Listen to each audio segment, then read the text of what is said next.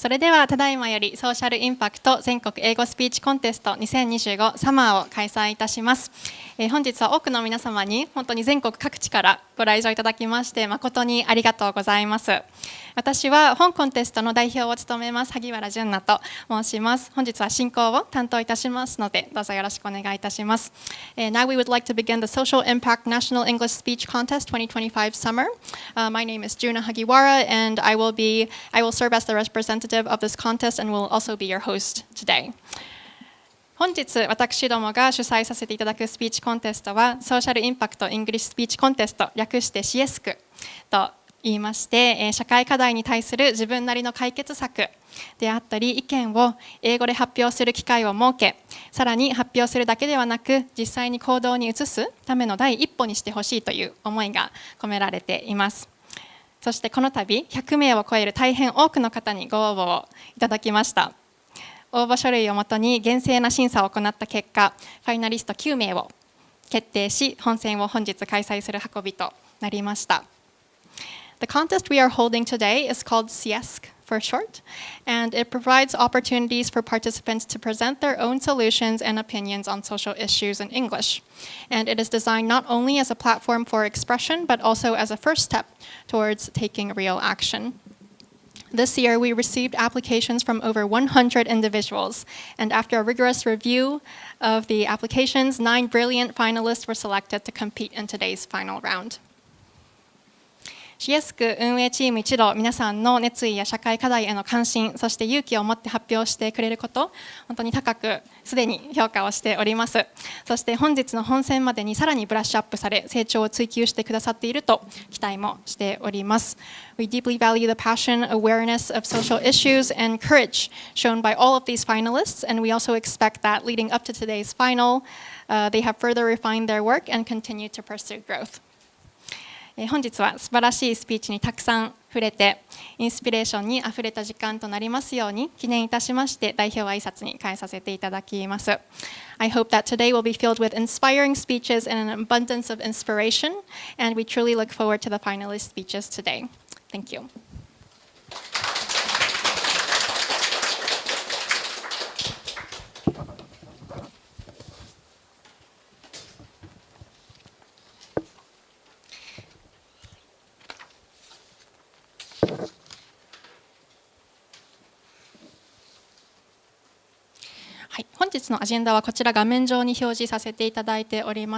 For today's agenda, we will begin with an introduction of our judges. We will hold the trophy return ceremony with the previous contest winner, followed by a short speech from her, and we will then move on to an explanation of contest rules.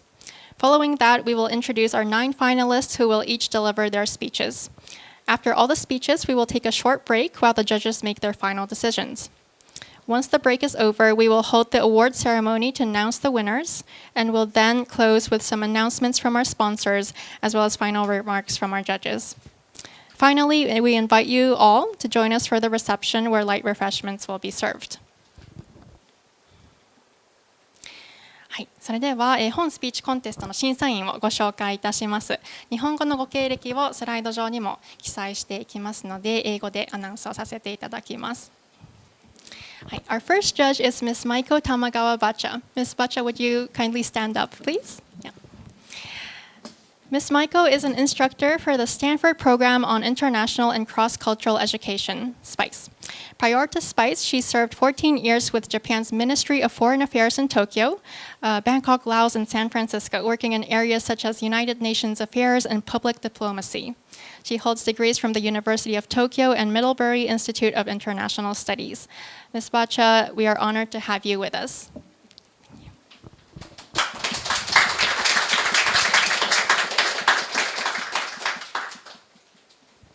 Our second judge is Dr. Joe Oog. Dr. Oog, could you please stand up? Hello. Dr. Oog is a professor, organizational strategy consultant, and entrepreneurial educator with 20 years of experience.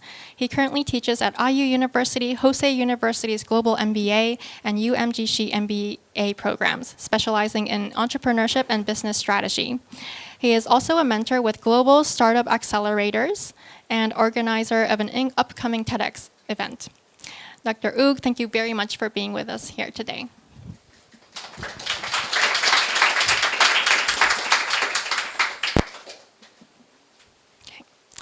Last but not least, our third judge is Mr. Tyler Kusunoki, who is joining us online. Mr. Kusunoki is the service head at Crimson Education Japan, where he has supported students in gaining admission to top universities, including the Ivy League, Stanford, MIT, Oxford, Cambridge, and more. With over 16 years of experience in education and admissions, he is dedicated to empowering the next generation of leaders. In addition, Mr. Kusunoki has served as a judge for multiple debate tournaments in Hong Kong and for the Green Public Project speech contest in Japan. Mr. Kusunoki, it's a pleasure to have you here today.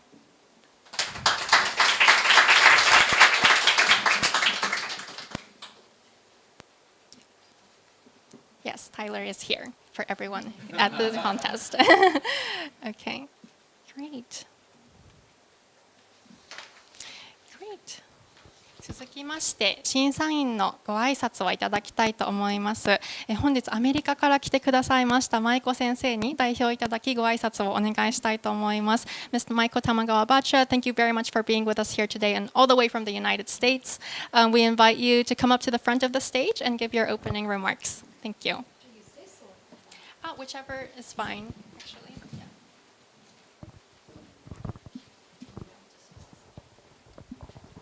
Good morning, everyone. Good morning. おはようございます。日本語で挨拶させていただきます。今ジュンナさんに紹介していただいた玉川舞子と言います。ですね、ジュンナさんがおっしゃってくださったように、今日たまたま本当に出張で日本に来ておりまして、普段アメリカのコロラドというところに住んでるんですけれども、今日もこの後福岡にさらに国内出張が入っていて、本当にたまたまこのコンテストに対面で参加することができてラッキーだなと思っています。で前の仕事で担当していた仕事の一つがアメリカの日本語教育をサポートするという仕事に携わっていてですね、でその関係でアメリカの生徒さん、小学校から大学生まで日本語を勉強している生徒さんの日本語スピーチコンテストに行って審査員を務める機会は何回かあったんですけれども、日本の生徒さんが英語でスピーチを行うコンテストを審査するのは今回が初めてなのでとても楽しみにしています。で特にこのコンテストは単に英語のスキルを披露するだけでなくて、社会課題の解決に向けた自分のアイディアを共有してもらう場ということでもあって、とても意義があるコンテストだなと思っています。どんなにアイディアが良くてもそれを持ってどう人を動かしていくかっていうことがやはり重要になってくると思うので、どう共感力を持って人をエンゲージできるかって、そういうコミュニケーション能力をぜひ皆さんもう100名の中から選ばれた人がここにいるので、すごく楽しみにしています。で皆さん今すごく緊張していると思うんですけれども、もう散々今日のためにもう準備は皆さんしっかりできていると思うので、今日とにかく楽しんでやってくれたらいいんじゃないかなと思います。私も個人的な心情として、何をやるにしてもやっぱり楽しむことが大切だと思っているので、Do your best and have fun.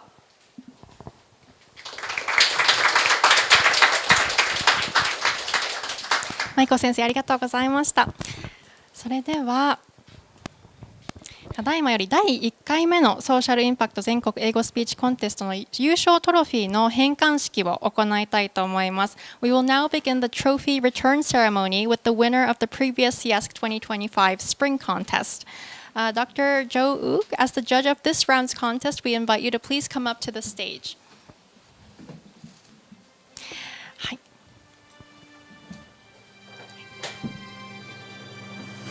では前回大会の優勝者青島すみかさんより優勝トロフィーを返還いただきます。Please welcome the winner of the previous contest, Ms. Sumika Aoshima, to the stage with a big round of applause.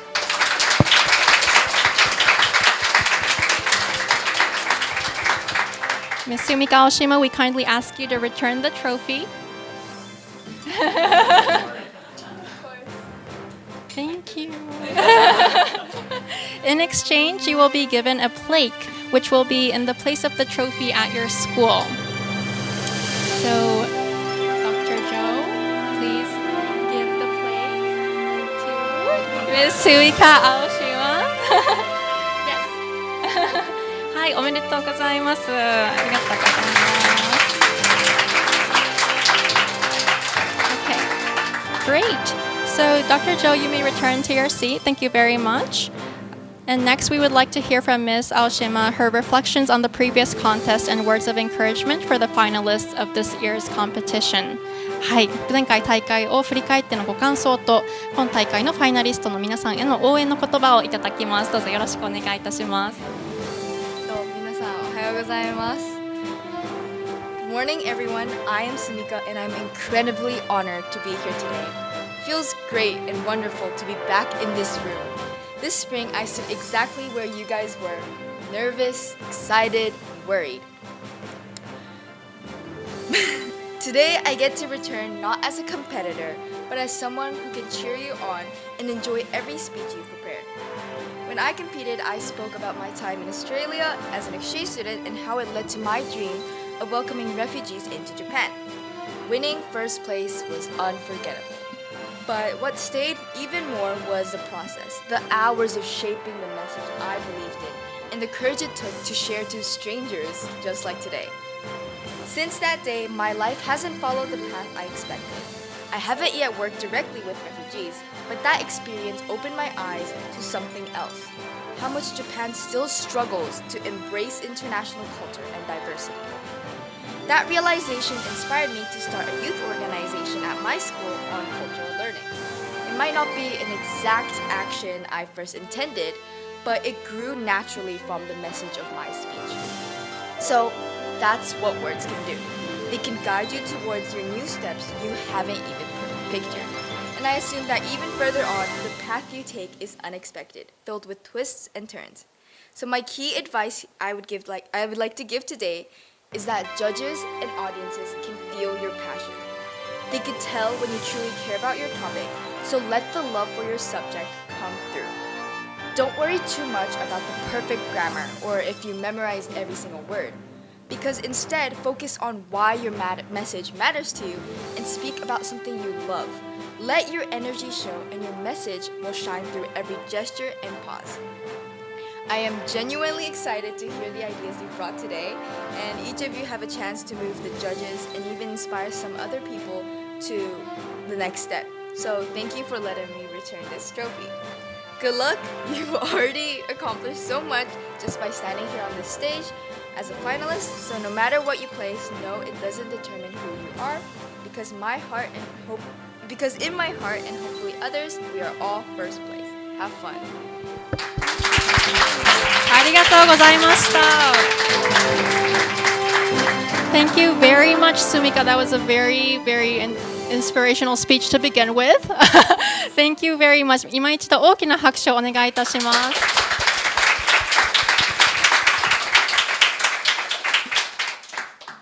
Okay.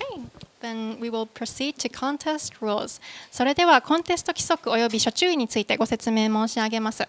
まずコンテストに先立ちまして、すべての出場者は規則説明を受けております。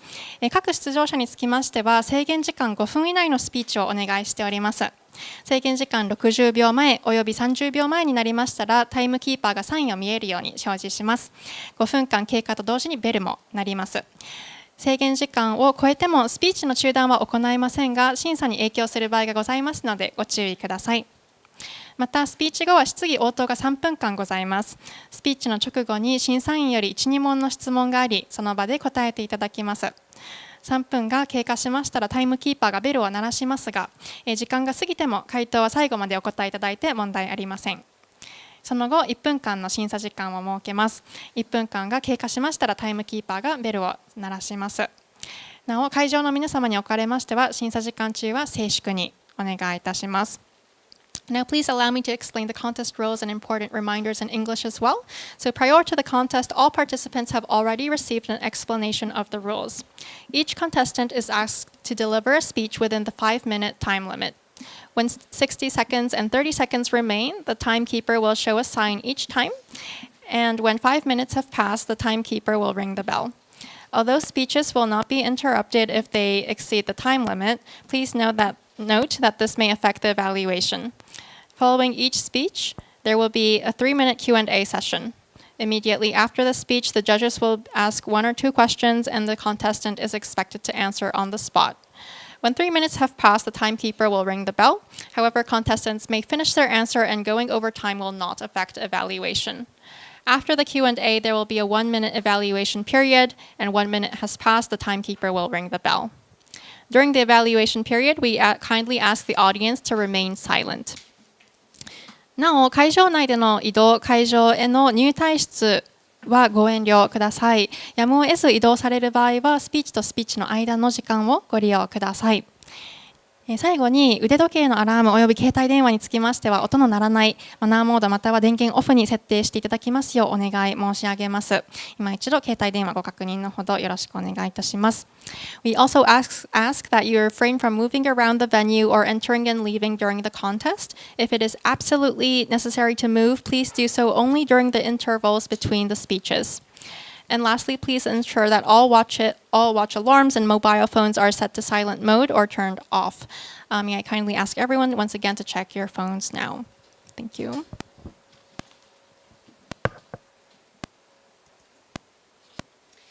はい、それでは本日スピーチをされる9名の出場者の方のお名前とスピーチの順番をご紹介いたします。1番目のスピーカーはジェリー・リャオさん。2番目のスピーカーは江原美玲さん。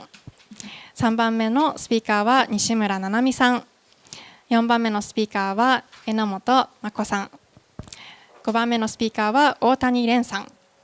6番目のスピーカーは姫野真帆さん。そして7番目のスピーカーは本石由衣さん。8番目のスピーカーは宮本恵馬さん。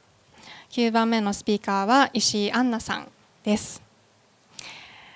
それでは最初のスピーカーをご紹介いたします。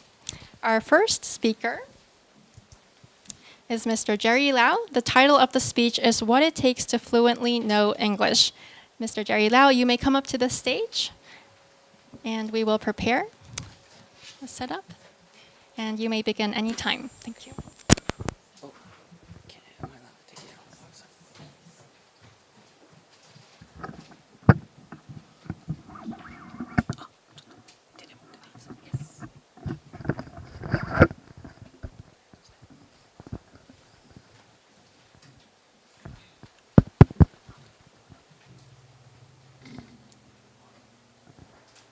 The current English curriculum for Japanese teenagers does not unlock their full potential. Despite having flawless focus and magnetic memories, there's still something missing. Something that separates them from native-speaking returnees who harness English as a powerful tool in society. What makes them so different? Returnees have the confidence, the experience, and the success acquired through their immersion into English. Normal students aren't given the chance to gain experience, create confidence, and as such are not set up for similar successes. Learning English cannot end with memorizing the grammar and vocabulary. It must be a consistent challenge to develop confidence through experience. In learning English, practice defeats theory. Confidence defeats perfection. For Japanese students to fully master this global language, their schools must solve both their lack of practice and lack of confidence. I propose to the Japanese government to increase the number of foreign students. I want to increase the number of exchange students and returnees in every city, in every village, in every school. They will start English conversations with Japanese students, first out of necessity, but soon out of sheer pleasure. The Japanese students now will have natural opportunities to engage in English conversations and can learn stress-free without fear of failure.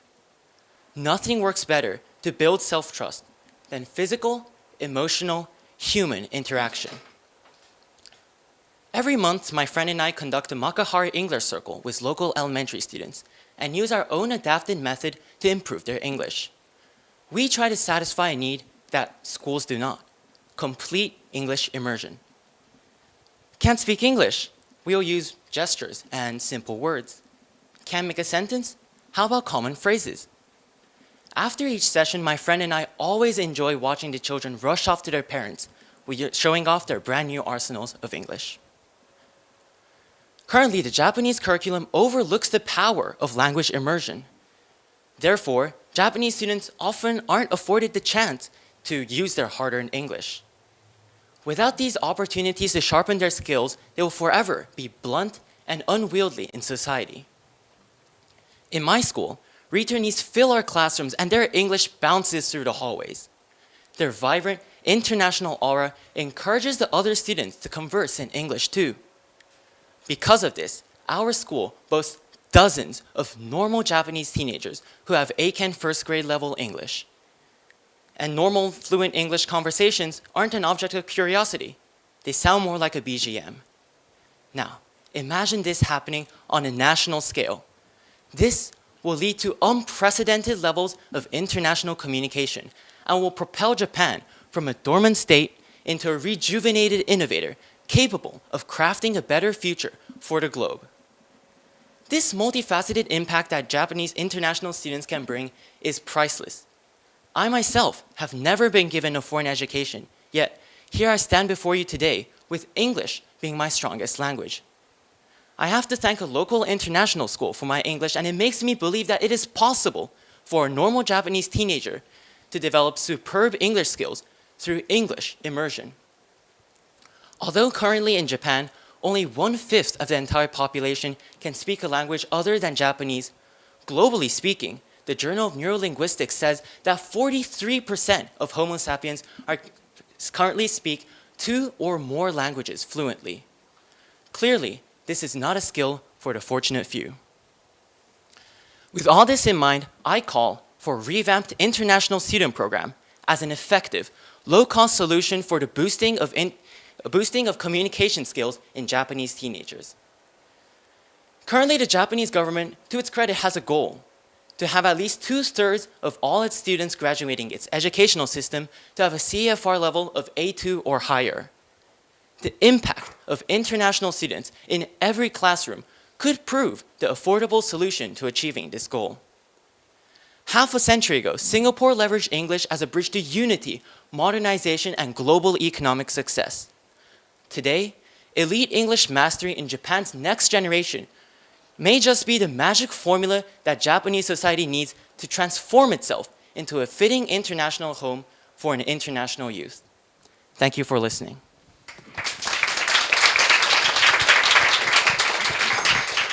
Thank you very much. Now we will move on to the Q&A session with the judges. The Q&A begins now. Ms. Michael, I will pass the mic to you. Okay, thank you, Jerry, and congratulations on your amazing speech. I know it's not easy to go first. As an English learner myself who went through Japanese education system, I totally can understand what you mentioned in your speech. I also agree that it's crucial that Japanese students build confidence through getting used to using English. And usually people think of like curriculum, sending students overseas. We had a flipped idea to bring or create immersion environment in school. So I thought that was really interesting.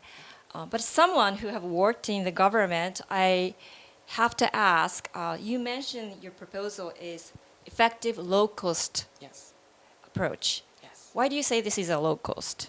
Compared to what? Of course, sending Japanese students outside to, foreign areas, that would, of course, cost a lot of money because foreign education is so expensive. And if you want to bring like foreign teachers inside, as Japan has done currently with ALTs, the foreign teachers will come in, especially if you want to bring in like good native teachers from like the UK or the US or other renowned native-speaking countries, they would, cost much more than like normal Japanese English teachers. And if you were to give them, I guess, like more of an impact inside like normal senior high schools, and if you were to increase the number of lessons they teach, then you would have to pay them like more money. On the other hand, with returnees and foreign exchange students, you do not need to pay them to come over here. They actually will come here because like you organize some maybe foreign exchange programs, you send some children out there and the children come here. And generally, compared to paying a lot of teachers' salaries, having the children just come here, maybe stay in host families, for example, would actually just be a more cost-effective solution, I think. Thank you. Another question is, So of course, we want them to come to Japan, Yes. and right now a lot of tourists are coming here, Yes. being attracted to Japanese culture. But what's the appeal to the international students? And we do need English-speaking international students, right, for your project. Exactly. So how do you attract them to Japan? Well, that is a very good question. So I think Japan, of course, has its appeal of Japanese traditional culture, and of course, Japan's really known for its culture of politeness and so on. Before, like recently, even like Japanese tradition is kind of, I guess, some people say it's crumbling because there are like too many like tourists coming, but they're still coming because Japan has its innate cultural value, and I guess basically the aspect of Japanese politeness is just basically so appealing to foreigners.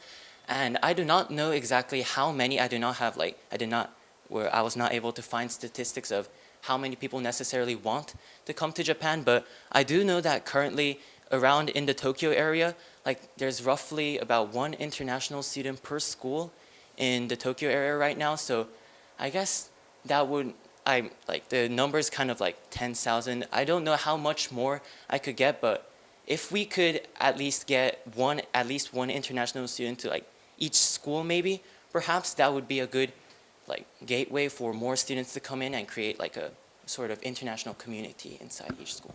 Thank you. Thank you.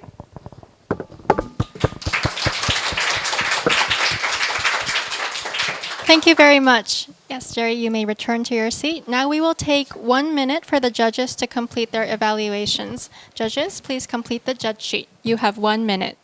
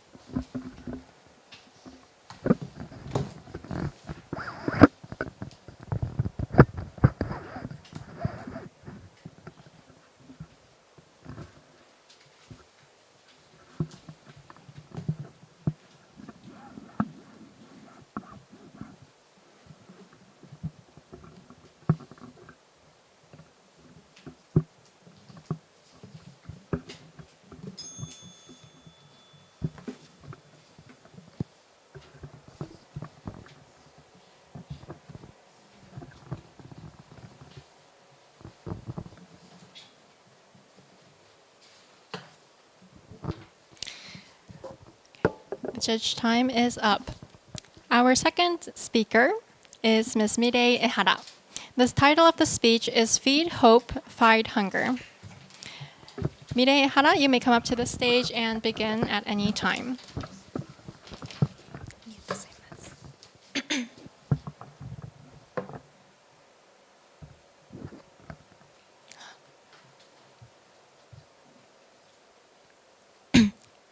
Can you imagine living in this heat without air conditioner or a refrigerator? This spring, I went to Navata City, a poor area in the Philippines. Their huts were built above the sea, connected by wooden planks. I was afraid that I might fall. The dark sea was filled with plastic Coca-Cola bottles, waste, and strange white bubbles. I could not breathe because I smelled rotten raw garbage and toilets. And I was sweating from the humid air.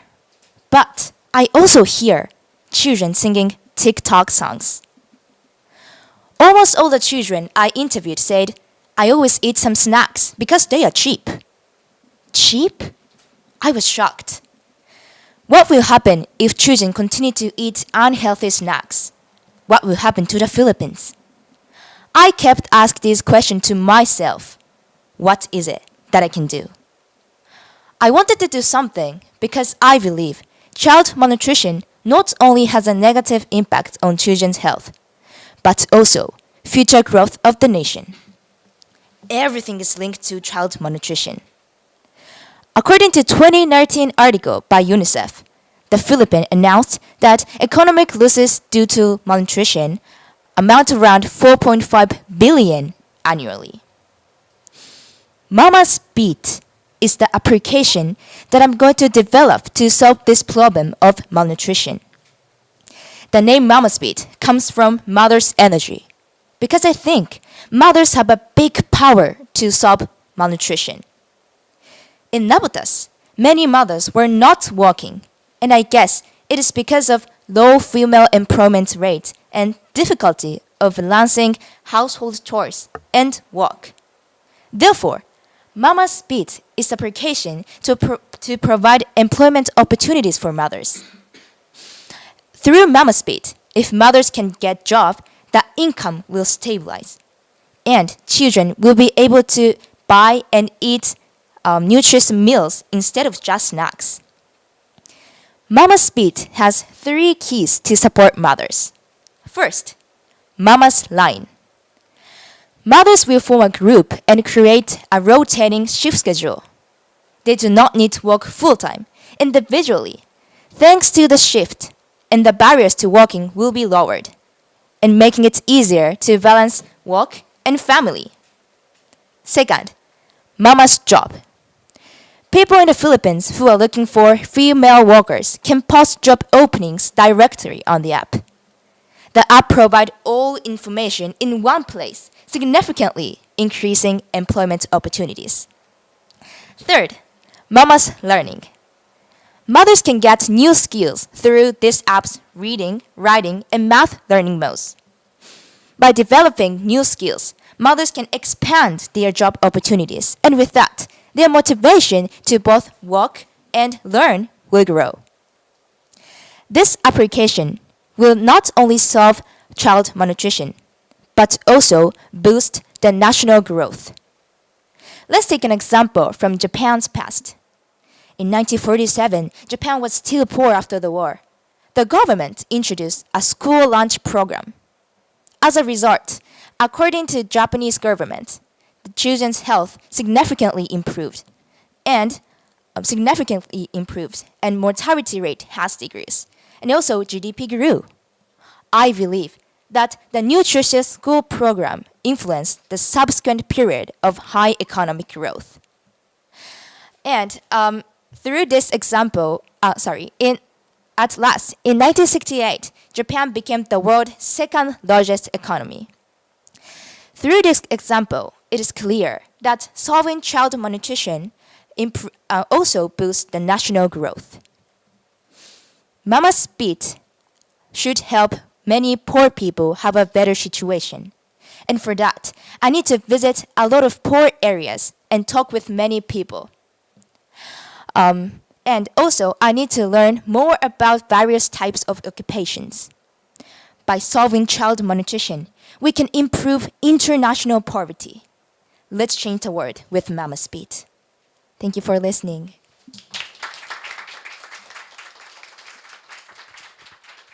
Thank you very much, Mireille. Now we will move on to the Q&A session with the judges. The Q&A begins with Dr. Joe. I will pass the mic to you. Hello. Mireille. It's a very big aim that you have. What have you done now to begin this dream or this project that you have? What have you got? What have you actually done? Thank you for the question. This project aimed to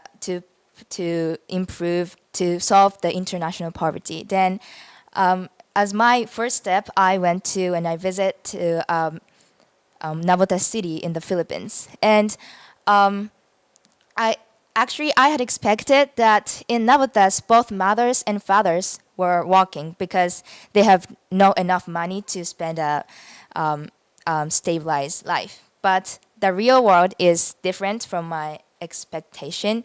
In fact, only fathers have had their job, and almost all mothers don't have job. So this is my first step to know, the real problem in Navotas. And also, as I said, I have learned about other many kinds of occupations. Because I'm student, I have never worked in society. So I studied about occupations in the Philippines, and I researched that there is a traditional knitting culture in the Philippines. So I realized that knitting is the good job to provide. Knitting is the good job to provide for mothers. So my first step is to visit Nabotas City. Thank you.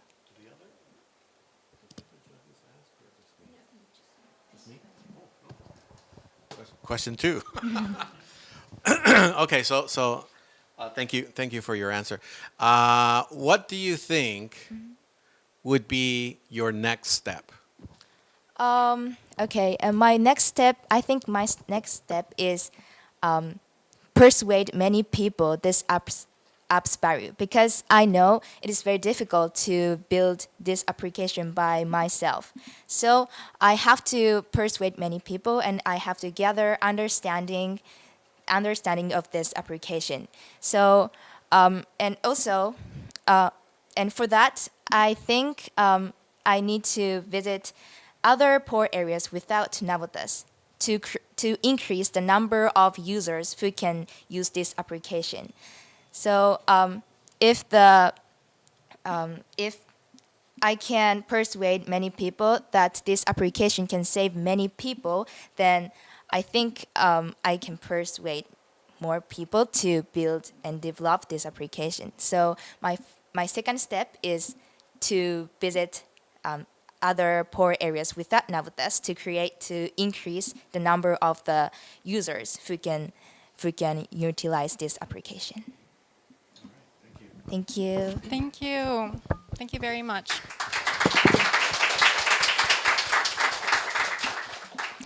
Now we will take 1 minute for the judges to complete their evaluations. Judges, please complete the judge sheet. You have 1 minute.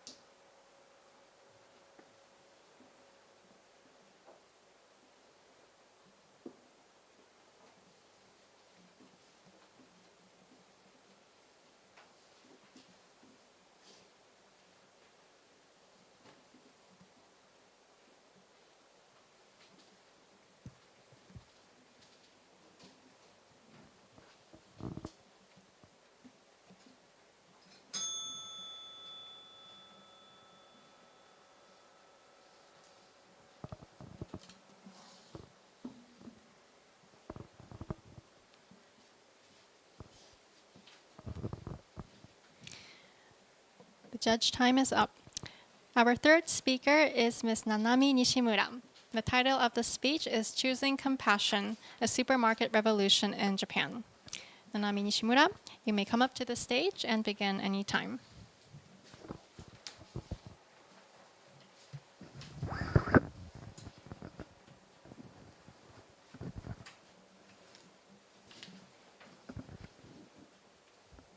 Good morning.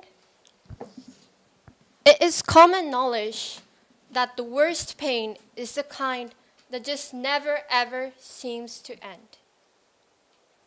For billions of farm animals in Japan, this is their daily reality. Now, imagine yourself as a chicken. Your space is smaller than a B5 sheet of paper.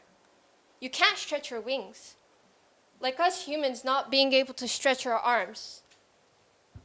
And listening closely, you hear the cries of others' lives ending before you, knowing you will suffer the same. Not a natural end, but part of a system designed for efficiency.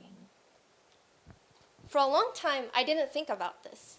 I loved eating karaage, katsudons, chicken curry, all kinds of meat. Until I tasted chicken in Cambodia. There, it was firm, muscular, and rich, from a chicken that had actually moved around and built muscle. Now, back in Japan, chicken was still delicious, but now felt unnaturally tender. So I wondered, why? Research showed me Japan's animal welfare laws are among the weakest in the developed world. Over 99% of hens here live their lives in battery cages. In France, the number is 30%. In Germany, 4%.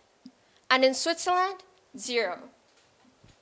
And when these farm animals are slaughtered, 80% are killed without anesthesia. And in 2024 alone, 500,000 chickens in Japan were literally boiled alive. And surprisingly, the number is still rising. But I don't think people don't care. It's just that the system makes compassion difficult. Not all of us can become vegetarians. I know I can't. And what about ethical products? Foods that meet higher animal welfare standards? Well, they're rare, sometimes greenwashed, and usually too expensive. That's why I came up with a Fair Farm project. The plan is that ethical products in the supermarket get a certified sticker. And when you buy them, you earn 1.5 times more loyalty points, the same points a lot of us here already use as discounts. So, consumers win because we can support animal welfare without going vegetarian or broke. Supermarkets win because they can gain a relationship with both eco-conscious shoppers and investors. And as demand grows, ethical products can become more common and more affordable. Sounds ambitious? Maybe. That's why I plan to start small. Step 1, pitch this idea to my school's community project team to gain extra hands. Step 2, collaborate with NGOs like Animal Welfare Japan or an expert to create a credible ethical product certified sticker. Step 3, propose a 1-month pilot program to a local supermarket, first testing the idea with one ethical product like cage-free eggs. And if it works, we scale. But no system, no sticker, and no pilot program will ever succeed unless people know the reality of their food. That is why I stand here today.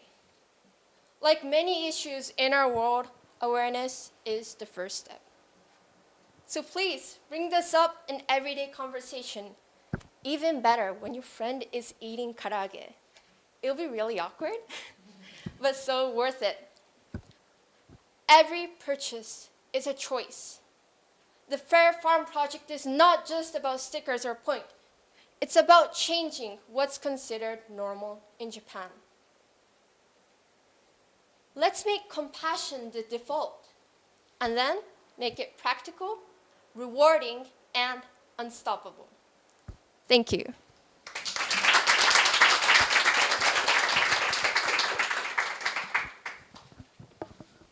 Thank you very much. Now we will move on to the Q&A session with the judges. The Q&A begins now. Mr. Tyler, could you unmute yourself and see if we can hear you? Oh, 1 second.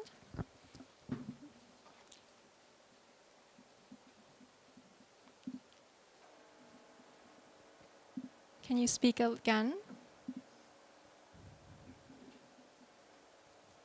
Hold on.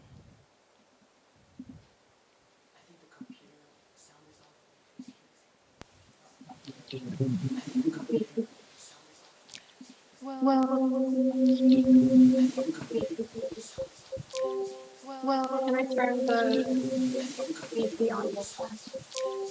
Well, can I turn the PC on this class? Well, can I turn the PC on this class? Well, can I turn the Can you try again, Tyler? Well, can I turn the... Can you try again, Tyler? Hello, hello. Well, can I turn the... Can you try again, Tyler? Hello, hello. Well, can I turn the... Well, can I turn...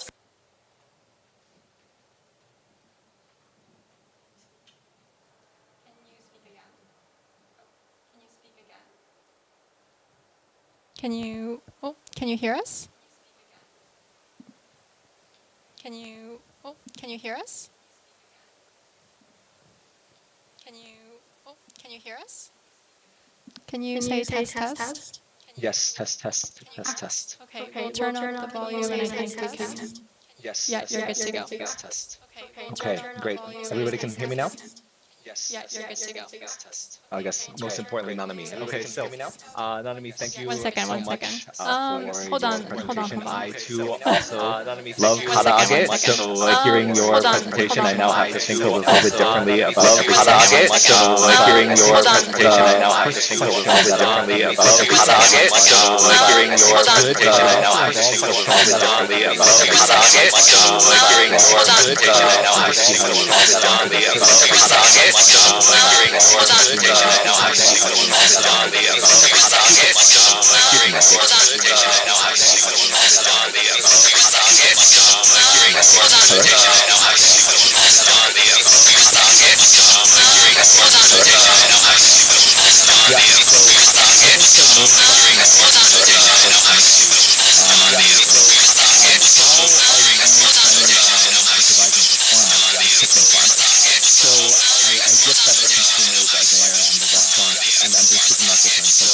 How will you encourage farmers to improve their practices to be a little bit more ethical in how they're treating their farmers to improve their practices to be a little bit more ethical in how they're treating their farmers to improve their practices to be a little bit more ethical in how they're treating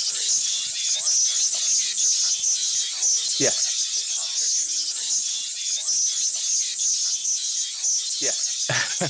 Yeah, absolutely. Nanami, can you hear me?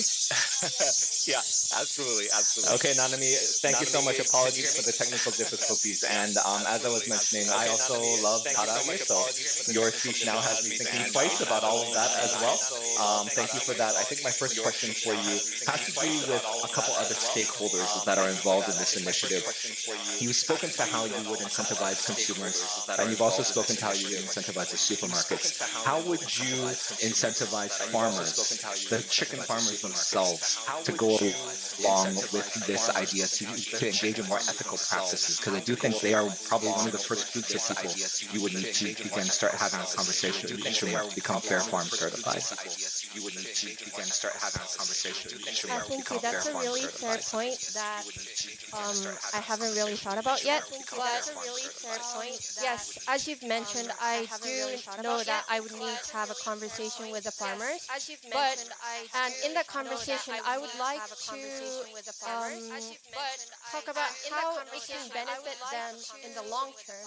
Because at first, ethical farming might seem like a risk. There aren't many consumers right now, and it's probably expensive for the farms to host these kind of practices. However, there's this thing called, ESG investing. That's becoming really popular in Japan right now, where investors try to support companies or farms or supermarkets who do initiatives that support animal welfare, the environment, things like that. So, by how would you say it? By appealing to these kind of investors that the farm is doing these kind of things, I believe they can gain that financial support that they might feel like they won't have. And if my plan works and if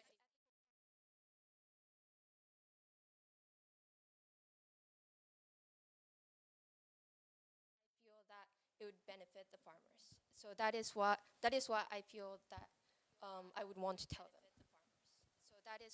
Okay, great, Nanami, thank you. And one final question. is how would you encourage all of us today to go about beginning this awareness piece? I agree with you fully that it all starts with knowledge. Where would you recommend everybody to get started with learning a little bit more about the treatment of animals here in Japan, especially in regards to what comes onto our plate? So while I was researching for my speech, a really great resource, and it was really persuasive too. A source I found on the internet was by the group I've mentioned, Animal Welfare Japan. So I would like to encourage everyone to check that out. It's amazing. But other than that, I would also encourage people to first try buying these products. Like for me, up until then I haven't bought these products so for me it was a bit challenging. Like, will it even taste good? But to overcome that wall, and I'm not encouraging everyone to buy these products every time because, well, it's still expensive. But when you do find them in stores, I would please buy them, even one time, because I believe it would make a difference. So, thank you.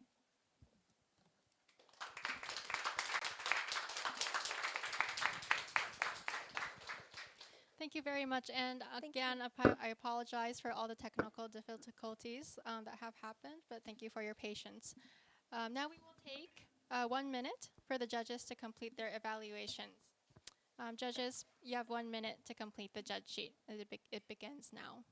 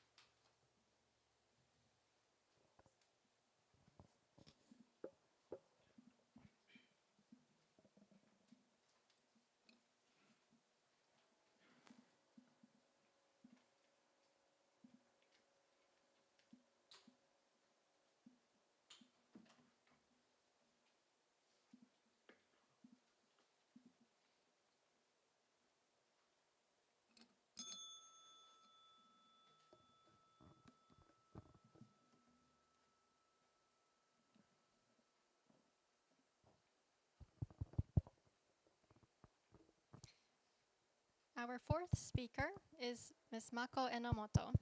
The title of the speech is The Art of Tackling Poverty. Ms. Mako Enomoto, you may come up to the stage, prepare, and begin.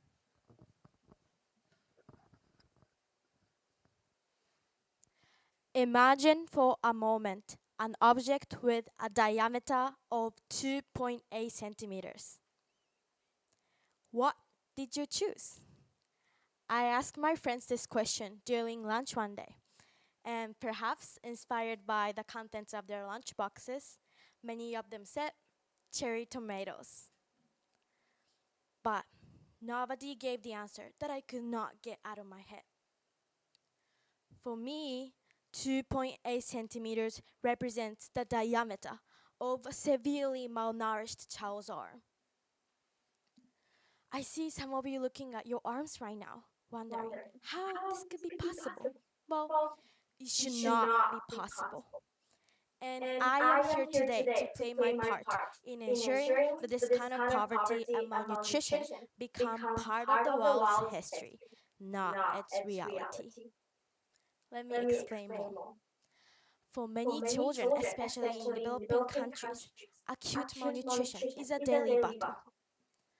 The World Food Programme defines acute malnutrition as a nutritional deficiency caused by inadequate energy or protein intake, often the result of social, economic, and environmental challenges.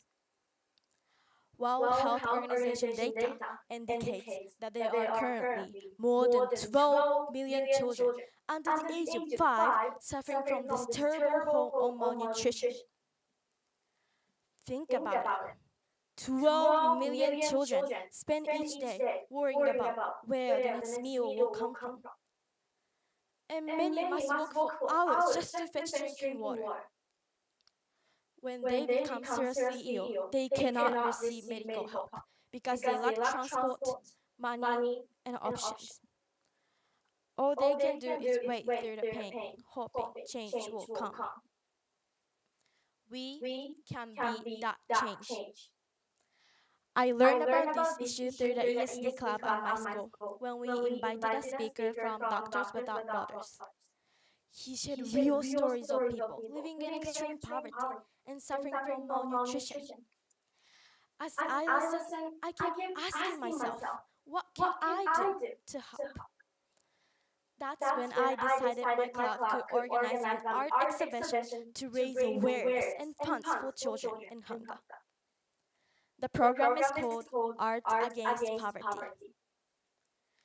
We envisioned an exhibition featuring both student and professional artists. My club mates are already working on a piece featuring an empty lunchbox, shoes with no soles, and a bottle of murky water as reminders of these children's daily struggles. I have also begun communicating with local artists to see if they're interested in contributing. It is our vision to have the exhibition tour nationwide, featuring works from student and professional artists in each region to deepen community engagement. At the exit of each venue, a large cloth canvas will be placed for visitors to leave a painted pamphlet, a pledge.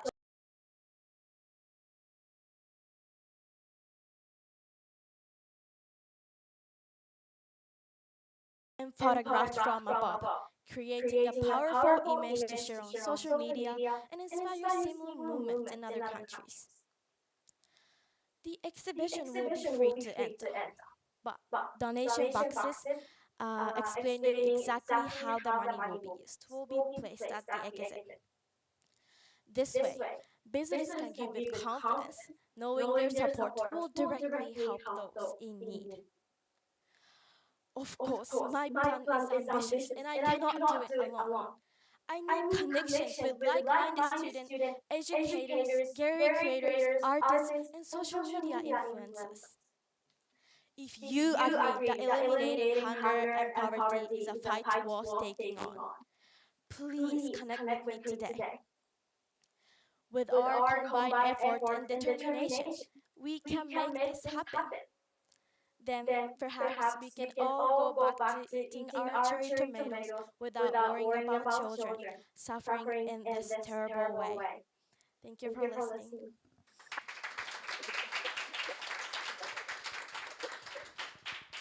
Thank you very much. Now we will move on to the Q&A session with the judges. Ms. Michael, I will pass the mic to you. Can you make sure that it's on? Yeah, thank you. Is it on? Or I can just speak loud. Yeah. Thank you, Mako. I love the way you started your speech. It has a really strong hook and is immediately drawn into your speech. And my first question is, there's so many social issues, even in this contest, students cover different issues. Yes. Why does this issue of malnutrition important to you? Why did you choose this Because topic? when I was in junior high school, I was just scrolling my phone and I came across one video that they were talking about the children's dream living in Africa. And then one of the little girl was saying, my dream is to become an adult. And that was really shocked me. And I thought that I had to take some action. So that was the beginning of this project. Okay, thank you very much. And about this project, I think it's great that people will come to your exhibition and inspired by art product, and they will donate, hopefully, when they exit. But in the moment they left the venue, they might forget about this issue. You know, when they don't make a donation, they will inspire, but maybe they'll move on to the different part of their life. So how is this project sustainable in terms of impact?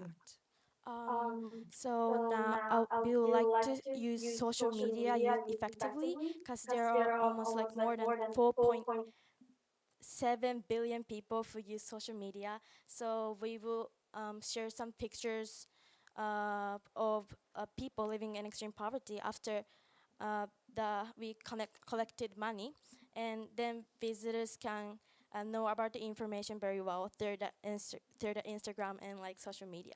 So this is our plan.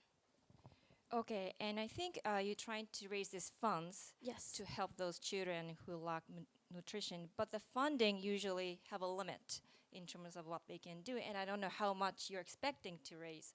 But do you have any like second plan or step beyond just collecting money to make a difference on the ground? Well, after we collected money, we will considering to support the organization called UNICEF, because those organizations are really focusing on tackling poverty or malnutrition. But after donating, we would like to contact to some other schools by using an email and encourage them to make some actions as well, like us. Thank you, great. And I was curious, why did you choose art as the way to approach or influence people? Yeah. Because when it comes to Japan, there are so many people who can't speak Japanese, and even if those people, if we have our art exhibition, those people are also can see and feel about those people's feelings. So I thought art was a very good way to inspire people. Thank you very much, and Thank you. congratulations.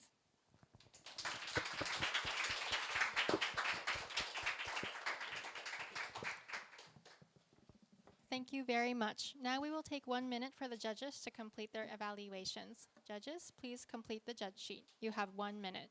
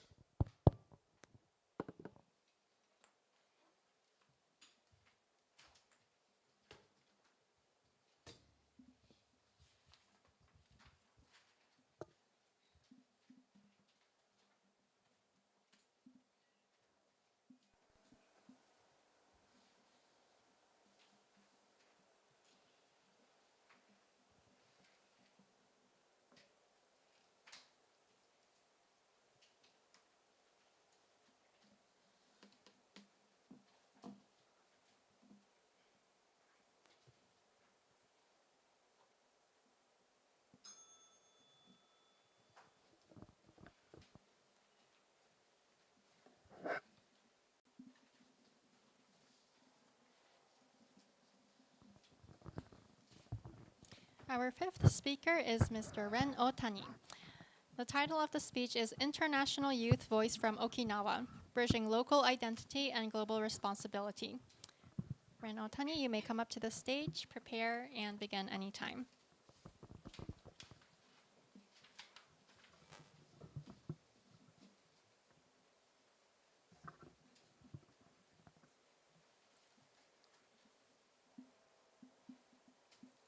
Hello everyone, my name is Ren Otani and I come from Okinawa, often called the bridge between nations.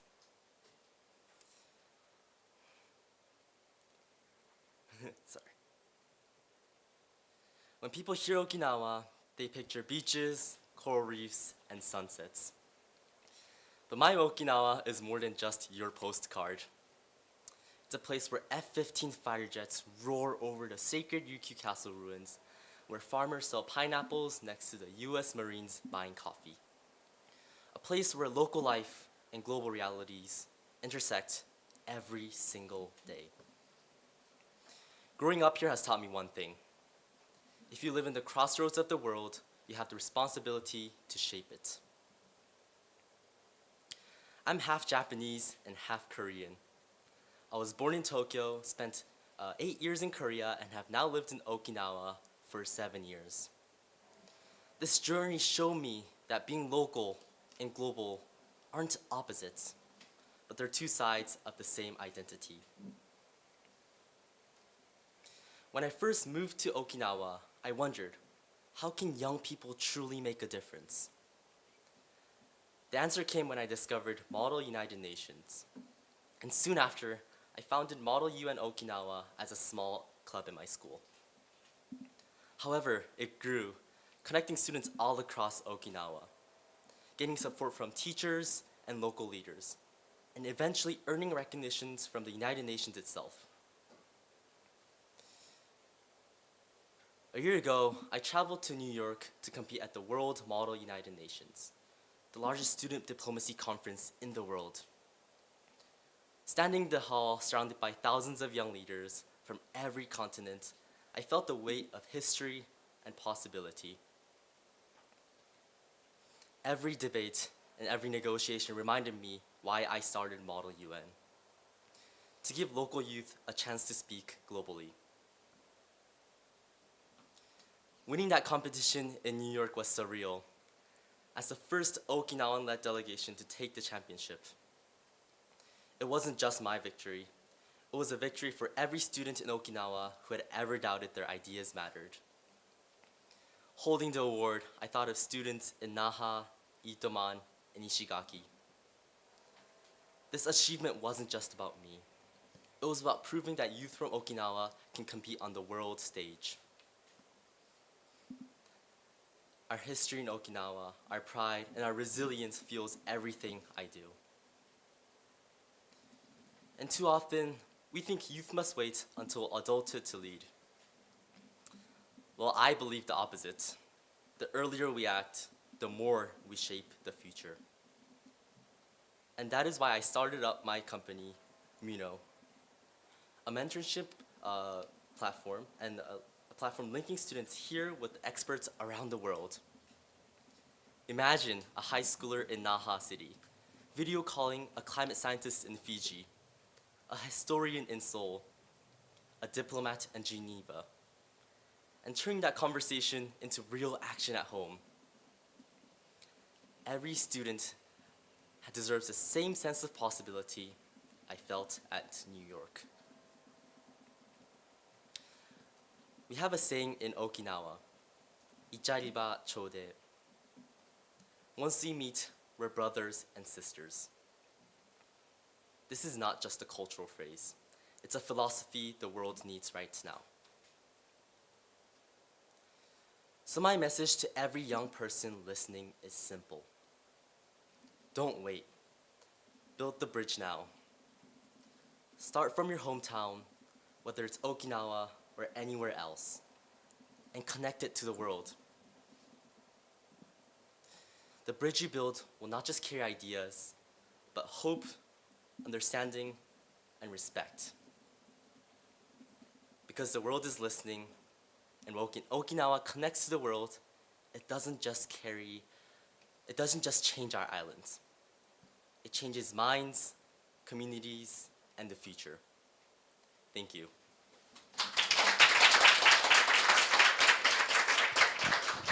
Thank you very much, Ren. Now we will move on to the Q&A session with the judges. The Q&A begins now. Dr. Joe, I will pass the mic to you. Hi. I was in Okinawa too, so Nice. it's been a while. I was in the military for 20 years, and I retired. So lots of good memories. I want to hear more about Muno. So can you go ahead and just kind of tell us, how did it start? Where are you now? And where do you see Muno in 5 years, Here 10 and years? begin. That I really want to hear that. Thank you for your question. I always wanted to answer that question in front of a big crowd. I founded Muno almost a year ago. Muno just stands for Model UN Okinawa, and we're working on changing our name actually, as we haven't shifted our perspective, but we have broadened our perspective. We don't just focus on Model UN. We focused on building leaders and people that can change and impact the world, similar to what SIESC is doing. At the moment, we have almost 200 clients, and we're serving with the highest and the most rigorous high schools in Okinawa, containing Kaiho High School and Okisho, which is one of the biggest high school in Okinawa, and OCSI, and Kubasaki and Kadena High School, if you remember, if you're working in the military. We have a partnership with a different company in WWMF in Hawaii, and we have an event scheduled for months and months as well.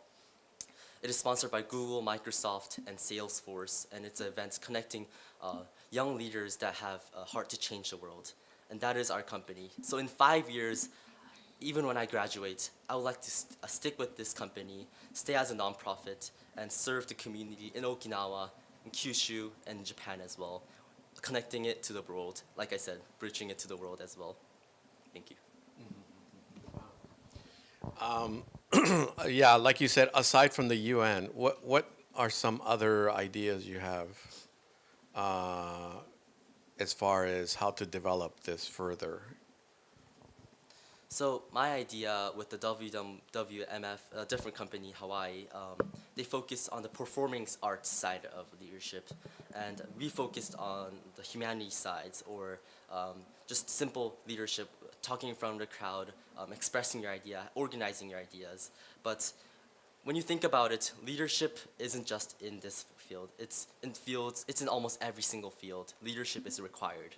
So I haven't shifted my perspective, but I have broadened it to performing arts, leadership in just normal companies and communities, and impacting the world. So, yeah, that's my perspective and my goal. Great, thank you. Thank you so much.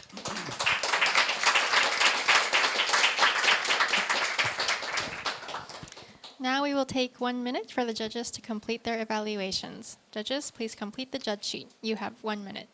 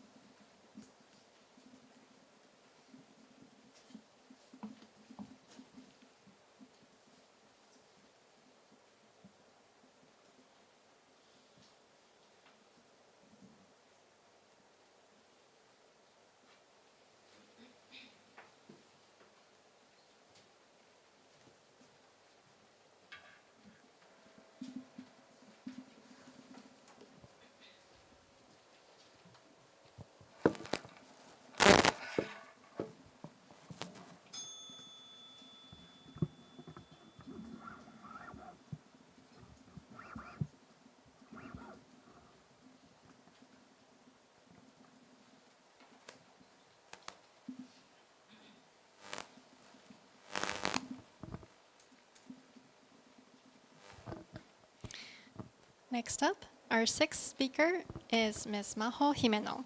The title of the speech is An Injury to One is an Injury to All. Ms. Maho Himeno, you may come up to the stage, prepare, and begin anytime.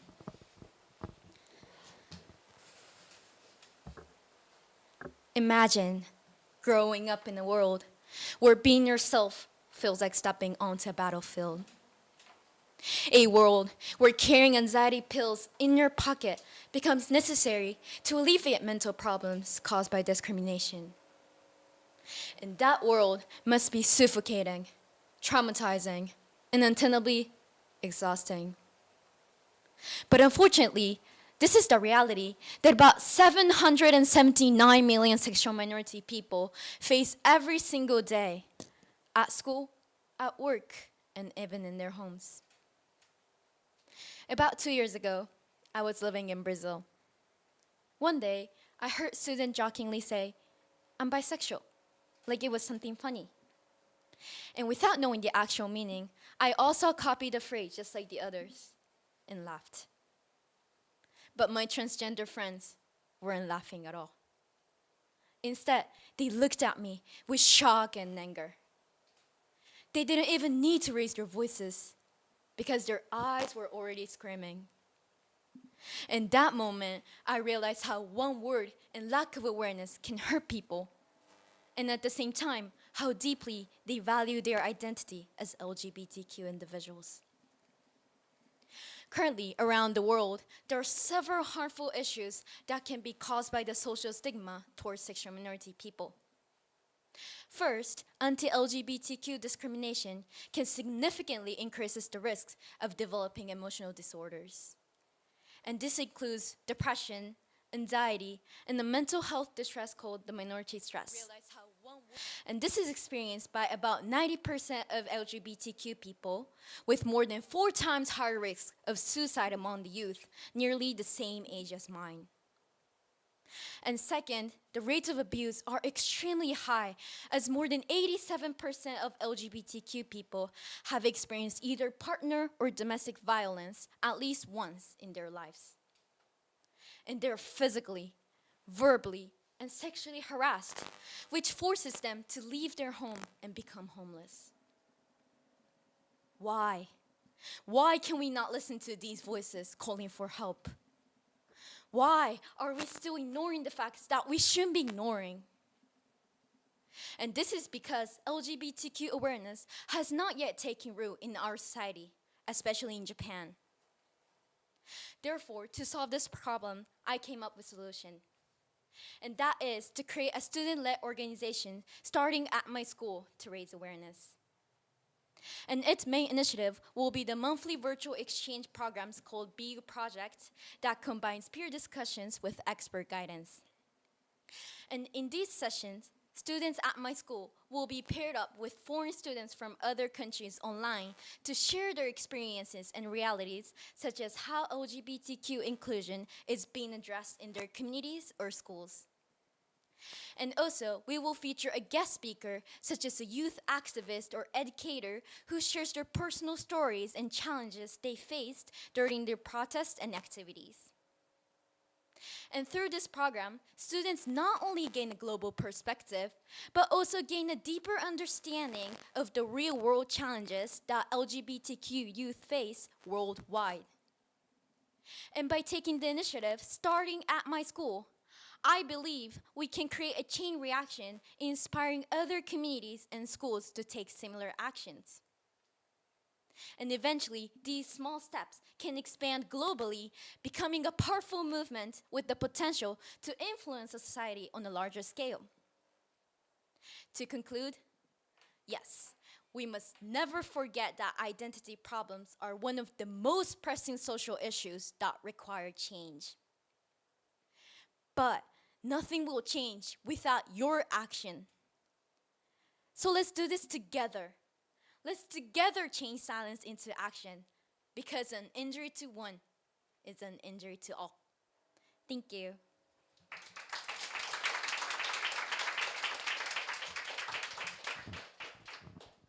Thank you very much, Maho. Let us quickly set up with Tyler. Oh, yeah. So, Tyler, can you say test, test? You can use the call, Tyler.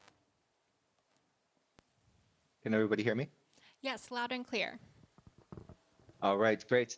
Maho, thank you so much. This was an incredibly powerful speech on a really important topic here in Japan, especially. I think my first question for you has to do with this project that you plan on implementing. Yeah. What do you foresee as some of the initial big challenges to getting this started, to getting this activated?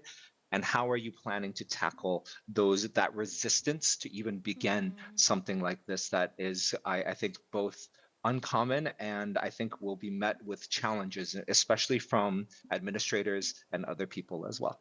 Yeah, so I think identity problems are like really, uncommon topic or something that should not be really, you should not really talk like easily. It's not something like so easy to talk about. So I think the first challenge will be that there will not be so many interested people joining in this program, both at my school and the school partnership that I'm going to reach out. So I thought of the solution that I could, share the highlights of each sessions through school announcements, posters, and social media, so that way people who are uninterested or unwilling or not really willing to join will also be exposed to the session, and that might spark their curiosity and interest, I think. Amazing. Thank you so much. The next question that I have has to do with, I think that there are many students here in Japan who are wrestling with these issues, but because of the way society is structured, it takes a lot of courage to speak up, to stand out and say, this is who I am, this is my identity, and I want to speak into this community. How would you encourage, because I think bringing in foreign students, I think that's all valuable, but how are you creating a safe space for students here in Japan to open up about their lived experiences and their challenges as part of the LGBTQ community here? So this project, B project, is like kind of a global project that I'm like still a little afraid to take a big step. So maybe like in the past, I have already created a diversity shelf in my school library, which I collected books related to identity, gender, or LGBTQ, so that like people who cannot really speak up they will have easy access to those corners. And I'm also planning to like, maybe if I have opportunity, I want to create like peer support systems at school, where like I hold like small little workshops, so that like people who are also afraid to speak up will also be encouraged to come up here and then just talk. And I think that those little steps can really, lead to those practical changes and make the world different. Thank you. Great. Thank you so much, Mao. Thank you very much. Thank you very much. Now we will take 1 minute for the judges to complete their evaluations. Judges, please complete the judge sheet. You have 1 minute.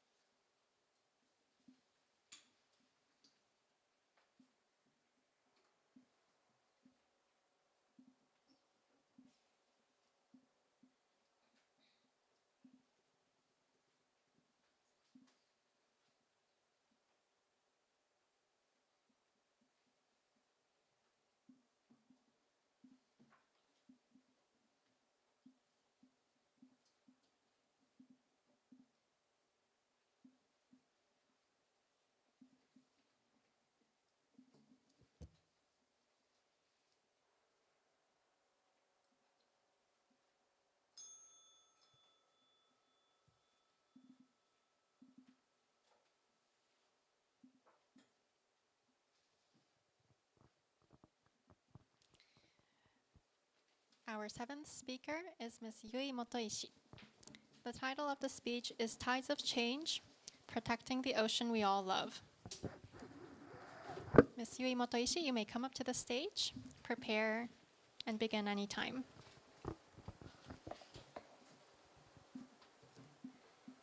If I stand on the beachside, letting the wave tickle my toes, the ocean too vast makes my worries feel small. If I watch the first sunrise of the year, holding hands with my family, the year starts with hopefulness and the beautiful sound of waves. If I ride the wave, feeling the sea breeze on my face, joyful memories gets engraved in my heart. The ocean is a special place for me, a place of joy and place of memories. That is why it hurts to acknowledge that we are harming the ocean and oppressing the marine life unconsciously. You all must have seen before photos of turtle tangled in the net or plastic bottles floating on the ocean. Due to the devastating photos we see often, studies show that more than 80% of the people are aware of ocean-related issues.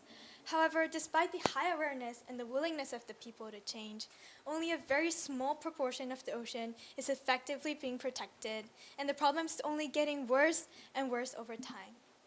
I am making a speech today not only to emphasize the urgency of taking action, but to show ways how people can change and what I, along with other high school students, can do.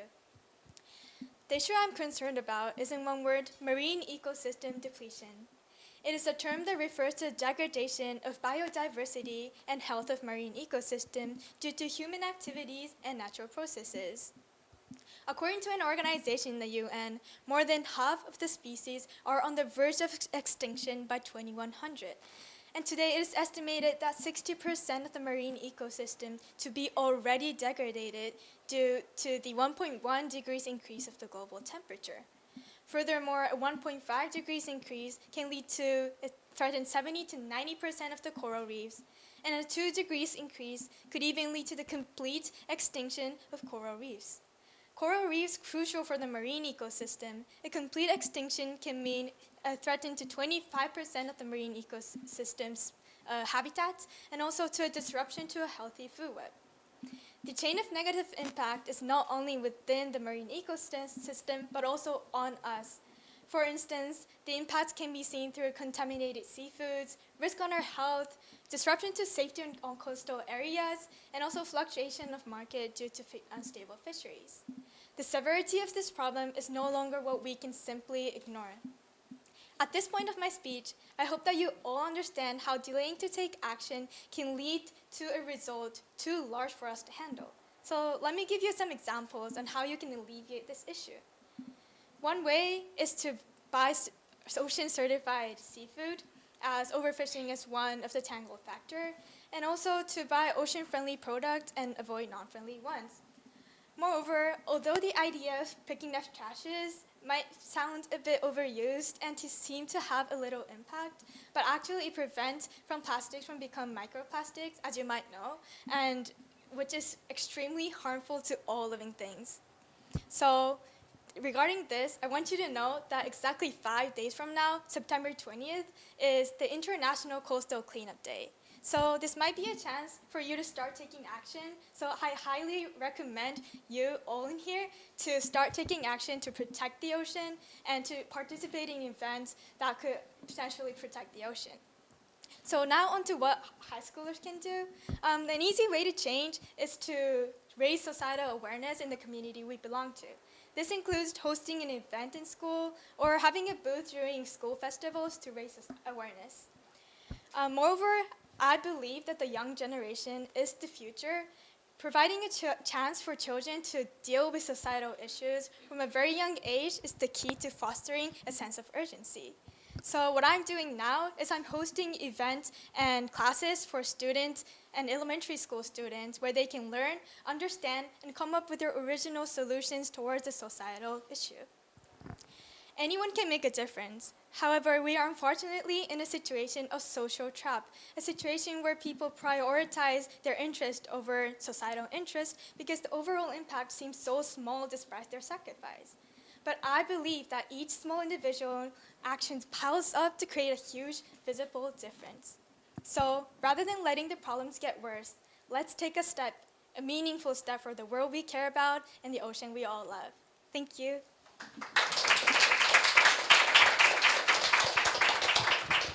Thank you very much, Yui-san. Now we'll move on to the Q&A session with the judges. The Q&A begins now. Ms. Maiko, I will pass the mic to you. Okay, thank you. Thank you, Yui, for your speech. And I love your introduction. It was almost like a poem and made me feel like I was on the beach. So I really love that part. So the first question I want to ask is that your project is to raise awareness in your community or among students. But in your own speech, in the beginning, you said more than 80% of people are aware of ocean-related issues. So it sounds like most people know about something is wrong with the marine ecosystem already. So what does your project do further change this situation? Are you saying awareness is there but not enough, or the type of information they have is not necessarily correct? So what does your project do differently? So I forgot to mention, I forgot to clarify in my speech, but what I'm doing is hosting classes for elementary school students, and the statistics is probably about the adults and society as a whole. And so I'm trying to let the children, get a chance to know about the societal issues, because maybe they don't know about social issues like ocean. And through this class, what I'm doing is letting the children research on their own, and then using programming and robots, they come up with a creative solution. And through that, I want them to know that their creativity can change and create an impact. And also, I don't just intend them to understand fully of those social issues because it might be a bit difficult for them. Oh, and it's targeting grade 3 to grade 6. It might be a bit difficult, but I'm trying to make an antenna for them so that they can be aware of the social issues and aware of what they have learned through this course, even in the future. And so I'm not saying like the social awareness is low or like high or anything like that. I just want them to know that it exists and that with their creativity, they can change the issues. Thank you very much. That's great to know. In the same context, so when you give this sort of social awareness project, what do you think is the key to make them actually take action? Because I think people receive information, but that doesn't necessarily mean that actually they go on and take some actions or do something practical or for real. So what do you think is important to do to make people actually do something about it? I might have mentioned it earlier, but understanding that and experiencing how you actually change the world, like not world, but like really changed, like making the change visible with your own actions. I think that's really important. And also, as a high schooler, it's really, it's important to experience as well, not the elementary school students. So I feel like actually seeing yourself, how you changed and how you impacted the world is really important to, continue taking actions, like actually taking actions in the future too. Thank you so much. Great job. Thank you. Thank you very much. Now we will take 1 minute for the judges to complete their evaluations. Judges, please complete the judge sheet. You have 1 minute.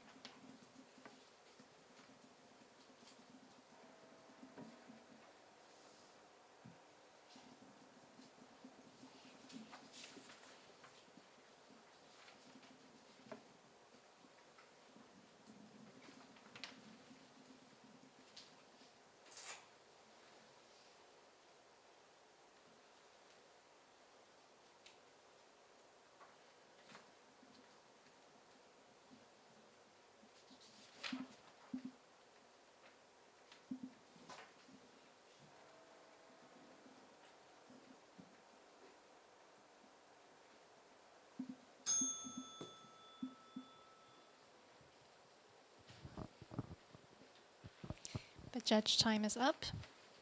Our 8th speaker is Ms. Emma Miyamoto. The title of the speech is Meals That Heal Reefs. Ms. Emma Miyamoto, you may come up to the stage, prepare, and begin anytime. Half of the world's coral reefs are already dead or dying. In fact, I've seen it with my own eyes. Hi, I'm Emma, and I grew up in Hawaii.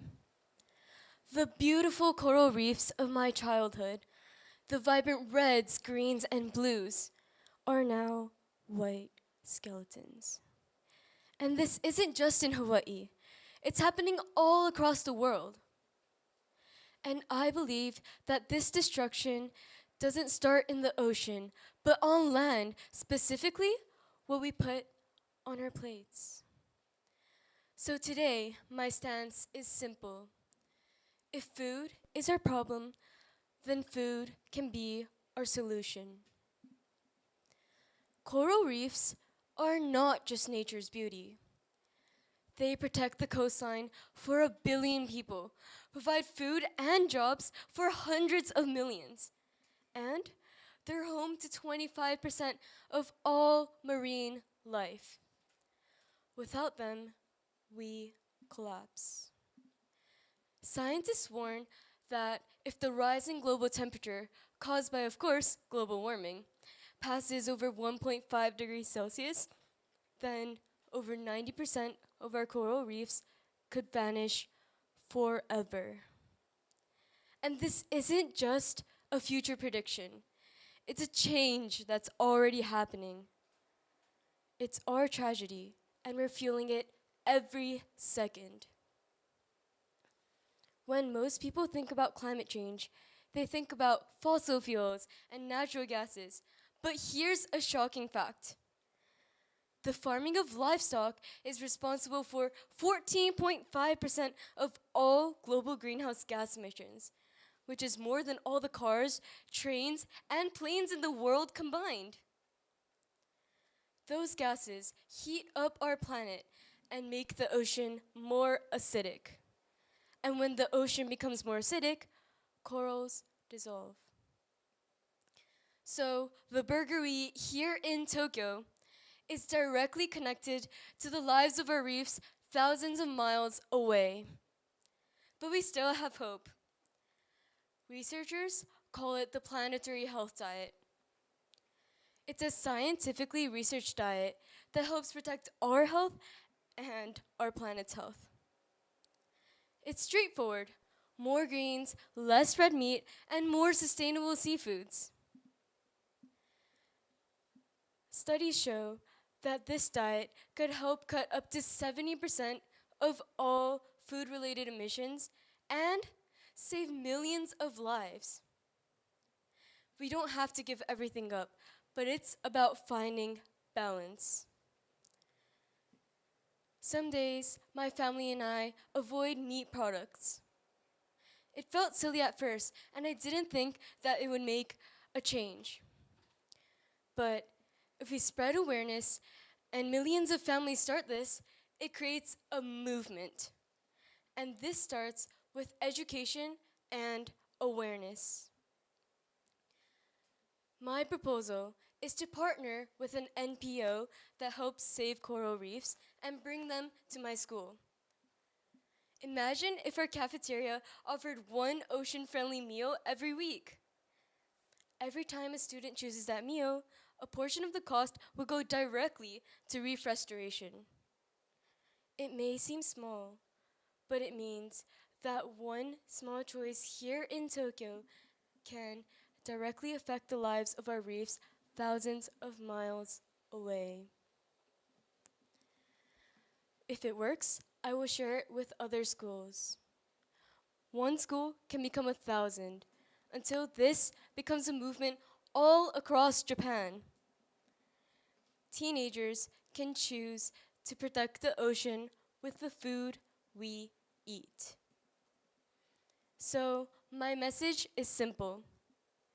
Your plate doesn't just feed you. It feeds the future of our oceans. Thank you.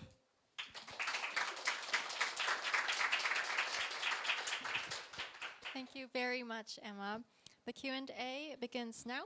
Dr. Joe, I will pass the mic to you. All right, Emma, thank you so much. And what is it? Aloha? First, tell us, why did you choose this idea? Like, I know you told us about the planetary health diet. Like, why did you choose it and you felt, okay, this is something that I feel strongly about? Like, tell us that. And then I heard you say that you and your family will sometimes choose different options in how you eat and what you eat.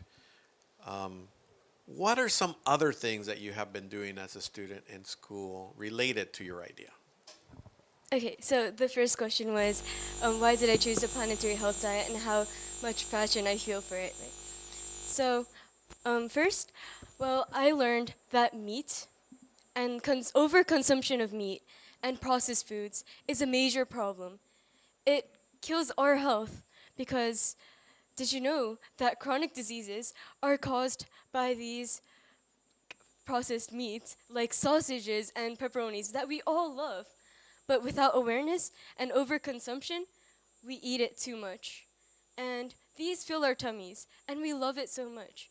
But they cause detrimental things to our health. So that's why I searched about different diets, and I found the planetary health diet. I talked this out with my parents, my dad, and we found out that this diet increases the intake of greens, up to 50%. And that is something that helps our environment, not just the ocean, but all environments. And the second part of the question was, what do I do besides, with my family? Well, first is the seafood options besides the meat. At my school, I do sometimes choose fish over meat when they have the option, but it's not every single day. And I talked to the ladies at the school that work for the cafeteria, and I said, "Oh, these fish taste so good. Oh, that's so amazing." And I was like, "Oh, can we increase the intake of fish, and can we provide more options?" And they're like, "Oh, that's a new interest, that's a new option, and we never thought about it." So that was one step I took. I talked with the ladies working at the cafeteria, but I plan to take more. I plan to provide speeches and increase awareness of this problem here in Tokyo. Thank you. Can you tell us what's going to happen? Oh, oh my God. What's going to happen? It's just, you can keep it short, but what's going to happen after you graduate? Are you going to continue this idea? Yes. So, because I feel so deeply for coral reefs and nature's destruction, I would love to continue growing this idea. I would like to even create my own NPO or startup and try to raise awareness, because this problem, it's not in the future, it's happening right now. So any change that I can make, I will be gladly doing that in the future as well. Thank you.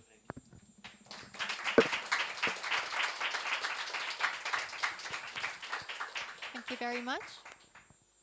Now we will take 1 minute for the judges to complete their evaluations.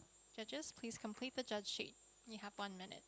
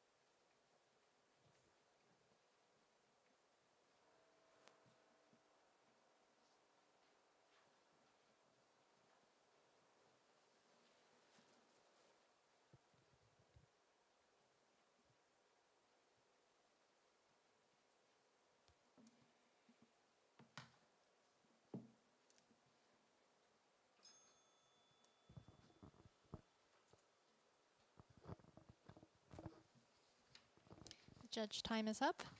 Our final speaker is Ms. Anna Ishii. The title of the speech is Will for a Change. Ms. Anna Ishii, you may come up to the stage, prepare, and begin.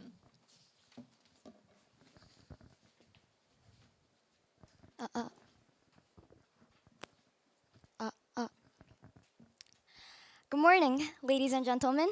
My name is Anna, and I am honored to be invited here today. To kick off my speech, I would like to start with a quick question to ask all of you. We'll be coming back to this question in the end, so please keep this question in mind as you listen. The question is, what drives a change? According to the research conducted by the Japan Research Institute, over 500,000 tons of clothes are disposed of every year just within Japan. Ladies and gentlemen, Tokyo towers only weigh 4,000 tons. So if we were to replace the amount of discarded clothes with Tokyo towers, we would easily end up with 125 Tokyo towers every single year. This is the reality we face today. And I think this is ridiculous, considering the fact that there are already measures taking place. Markets such as Uniqlo, GU, and H&M accept thrifted clothes for recycling. All we have to do as consumers is bring our clothes into these facilities in order to develop a sustainable cycle. Nevertheless, we let our idleness take control over us. Clothes are such a close part of our daily life. We don't spend a single day without wearing a piece of clothing. Yet, no one ever talks about the global issue of clothes disposal. Why is that? Easy. It's because no one knows that there is a problem. I don't think a lot of you knew about this issue either, and the students at my school certainly did not. To draw more attention to this issue, last semester, I conducted a project of my own at my school called the Revive and Thrive Upcycling Runway. The Upcycling Runway is a competitive fashion show where the contestants are asked to create an outfit solely made from recycled materials. To make the outfits visually appealing and bold, the contestants were also required to use materials other than fabrics, such as cardboard, snack wrappers, and plastic pollutants. Along with the runway, the students were also informed of the recycling systems that exist in our community and of how accessible they are. The act of holding a runway itself may not contribute to the reduction of clothes disposal, but instead, it acts as a key to spur that cycle. I don't like to be stereotypical, but data shows that this issue is found more commonly among teenagers. Every day, teens are showered with hundreds and thousands of new information, and not even a third of them make it till the end of the day. So simply talking to the teens wouldn't really solve the problem. But luckily for me, as a student myself, I knew that the students didn't like listening to some ones, but rather enjoyed seeing some things, like a runway. By having something to see, along with a message to take in, it makes it easier for the students to remember this new information. As a matter of fact, one of the students who attended the event went home and recycled an unworn pair of jeans a few weeks after my runway because of pure inspiration. Just like that, the Upcycling Runway implements these small reminders into the minds of the audience. And that's all we really need to create a change, don't you think? A change starts from these little questions that form in our brain when we make a decision. Like, is this really environmentally friendly? Or is there more I can do? Should I be lazy or step up to be part of a change? So, coming back to the question we started with, what drives a change? My answer is will. W-I-L-L, will. Nowadays, I think the problem with global issues isn't that there aren't enough solutions to fix them. I think it lies in the fact that there's no one willing to be a part of them. Even at this moment, there are still so many spectacular inventions and measures that are patiently awaiting, forgotten, and unnoticed by society. This needs to change. We need to change. Will took me to hold an event. It took me here. So imagine the kind of revolution we would start if we all had a small will for a change in our hearts. We can all start by going to GU with our thrifted clothes. And yes, starting a change really is that simple. We don't need a hero to start a revolution. All we need is you and your will for a change. Thank you.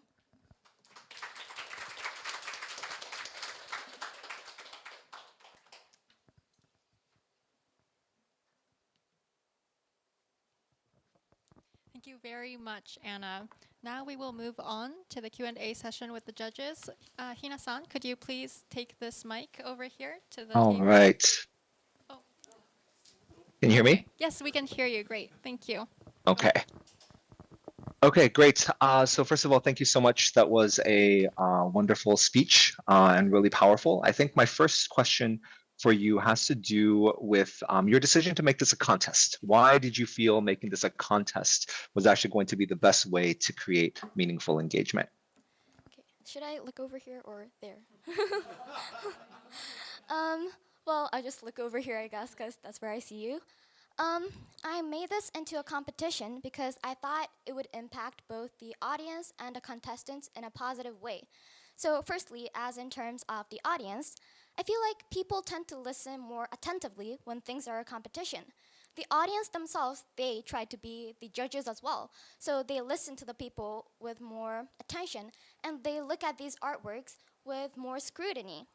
And as in terms of the contestants, I feel like they also put in more effort into things when things are a competition because they know for sure that they will be recognized for the hard work they put into things. So yeah, does that answer your question? I thought it would be a great impact on both the audience and the contestants that are in my competition. Yes, absolutely. Absolutely. So good. Thank you. My next question for you is you mentioned will as being very important. And so my question for you is, how do you plan on, I think that's the most difficult thing to sustain, actually, is will. You clearly have a very strong one yourself, which is great, but teenagers move, right? Teenagers' wills change all the time, right? The moment I switch to a different TikTok, my will has changed again. So how are you planning to keep this will, collective will, sustainable going forward? So that is a great question, and I actually have plans for that this year. So I'm planning to do this runway this year as well. And last year, I just recruited random people that were interested in my runway. But this year, I'm planning to recruit all of the 8th graders. In our school community, there is a student organization called MHS Junior, where we provide service opportunities for students in grade 6, 7, and 8. And I am the head of that committee, so I get to choose all the projects that students do. And this year, it's sort of mandatory, but I'm trying to make the 8th graders join this runway. So they will be able to actually participate in this event as a contestant. And what's a better way to think about this global issue than to actually participate in this event, right? And I'm also planning to make this an annual event. So every year, I'll be having the 8th graders to participate in this runway. So by doing this every year, even the 8th grader this year, they wouldn't be participating next year, but they're gonna be able to look at this runway and they'll be reminded of this issue. So yeah, that's how I'm trying to sustain this will that I'm talking about. Great. Thank you so much. That was wonderful. Thank you. Thank you. Thank you. Thank you.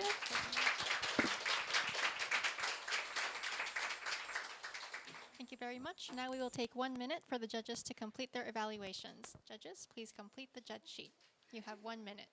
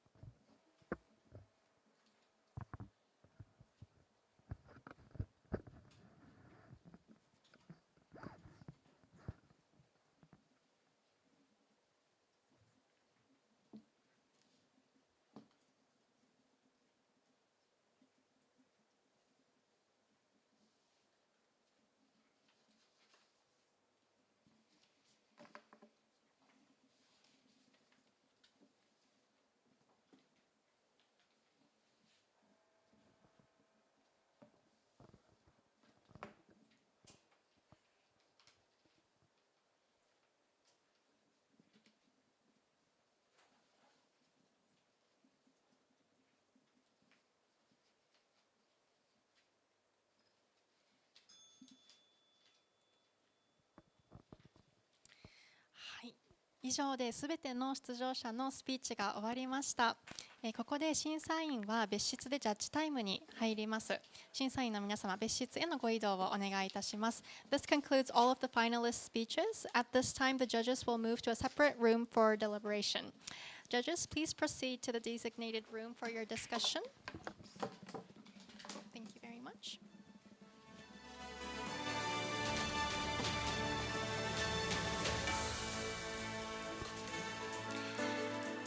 そしてただいまより20分間の休憩を皆様取れるようになっております。お手洗いはお手洗いはですね、会場の入り口手前にございますのと、あとは1階にもございますのでご自由にご利用ください。12時15分頃から表彰式開催いたしますので、今しばらくお待ちください。よろしくお願いいたします。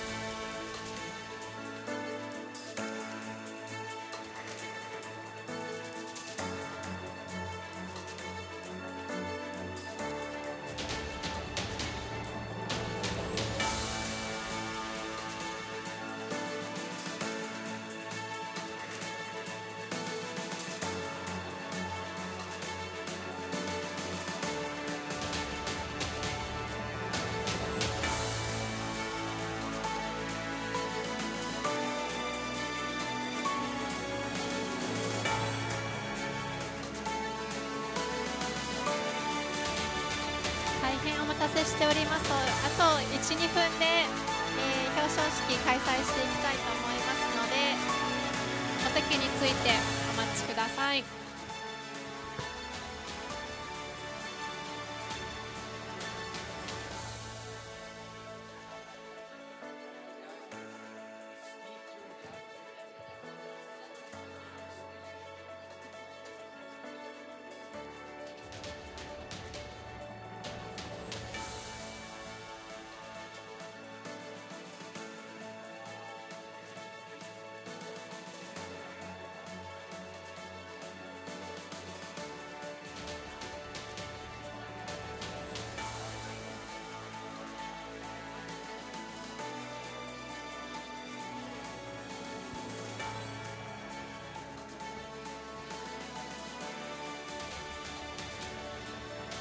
はい、それではあと1分ほどで始めていきたいと思いますので、皆様席についてもう少々お待ちください。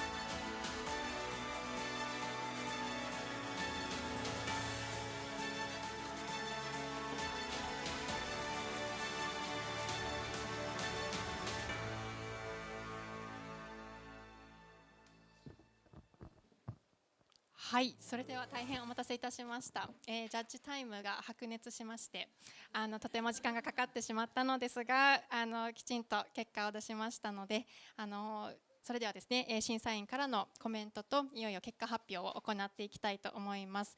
The judges have finally made their decision, and we will now proceed with some words from the judges and finally the announcement of the results. So now may I invite Dr. Joe Hugh and also Ms. Michael Butcha to the stage up front.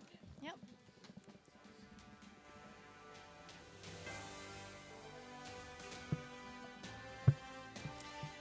Yes, and firstly, before we move on to the announcements of the winners, I would like to ask Ms. Butcha, Ms. Michael Sensei for some comments.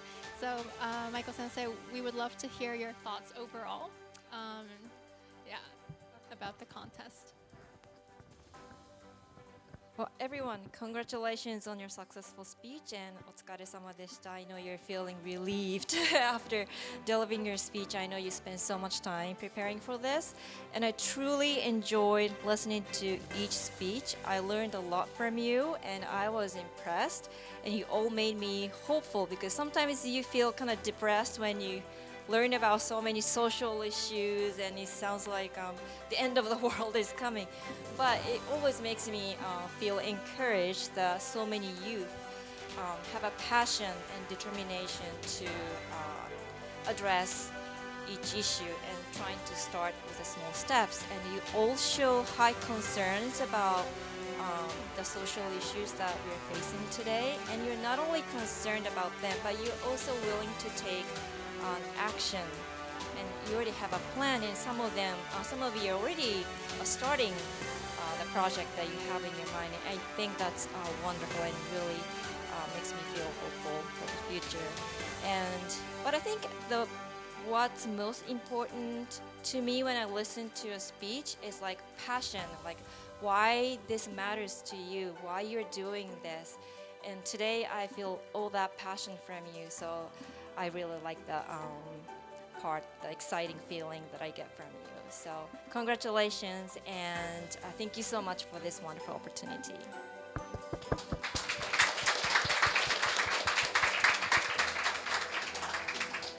Thank you. Now let's proceed to the announcements of the winners. 入賞者の皆様は、お名前を呼ばれましたらトロフィーと表彰状を受け取りに来ていただくようにお願いいたします。で、写真撮影を行いますのでしばらく前にいていただいて、写真撮影の後一言入賞したお気持ちもお聞かせいただきたいと思いますのでマイクをお渡しします。To students, when your name is called as an award recipient, please come forward to receive your trophy and certificate. After a few photos, we would like to hear about how you feel upon receiving your award. So once we hand you the mic, please give us a few words. Okay? Hi. Now, without further ado, Dr. Hugh, could you please announce the third place winner?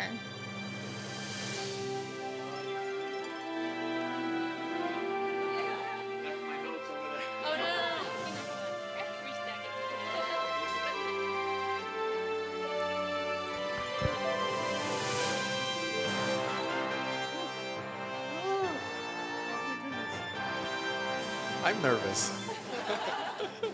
Okay, our third place winner, and before I continue, it was not easy. I mean, judging I think is so difficult because we really loved all of the ideas and the passion. Everything was fantastic. So, all right, third place. All right, is here Maho Himeno. Congratulations! マホさん、ステージにお上がりください。おめでとうございます。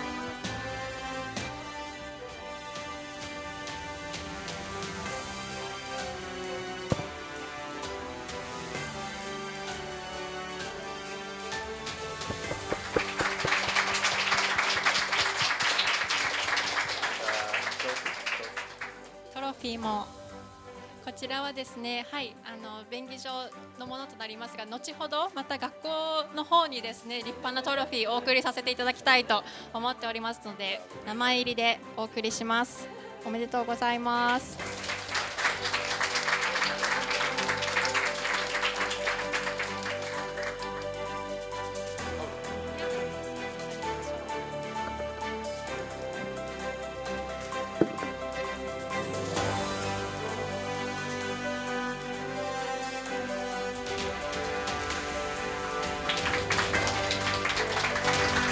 では、はい、真帆さんからぜひ一言コメントをお願いいたします。I really can't believe that I got this award because every time, like I really had the opportunity to, even though I had the opportunity to go to the final, I was always not chosen and I have never received these awards. So I really appreciate it. Thank you very much. おめでとうございます。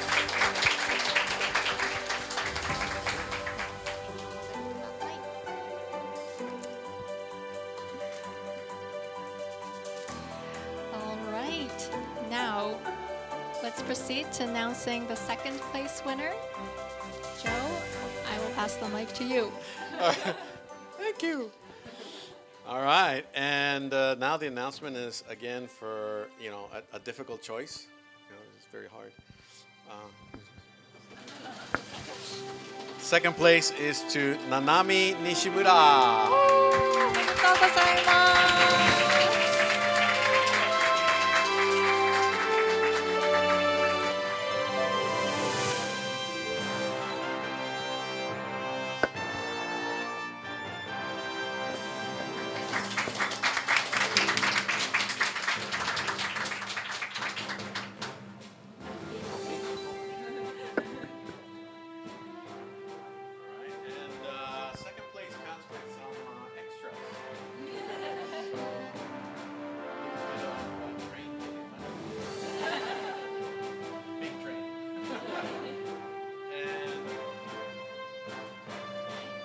おめでとうございま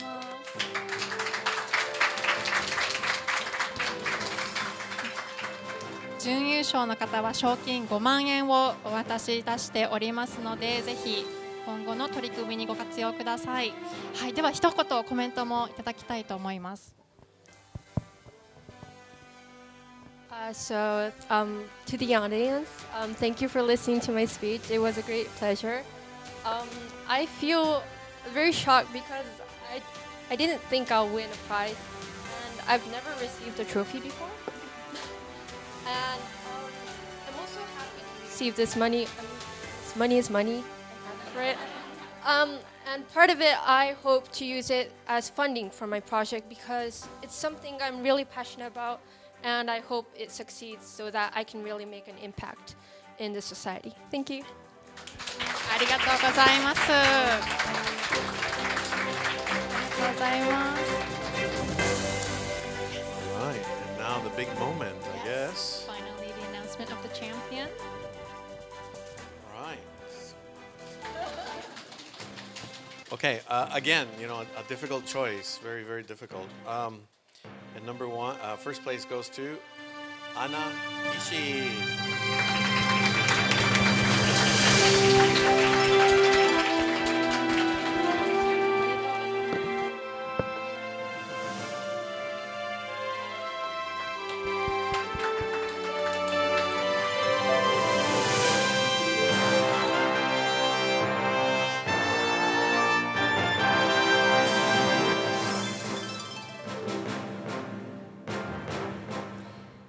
優勝者には10万円の賞金をお渡ししております。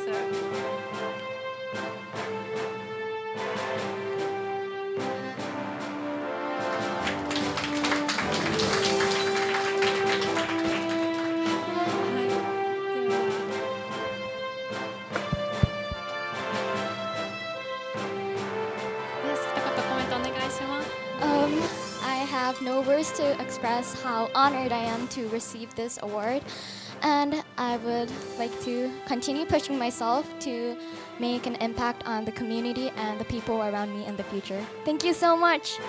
おめでとうございます。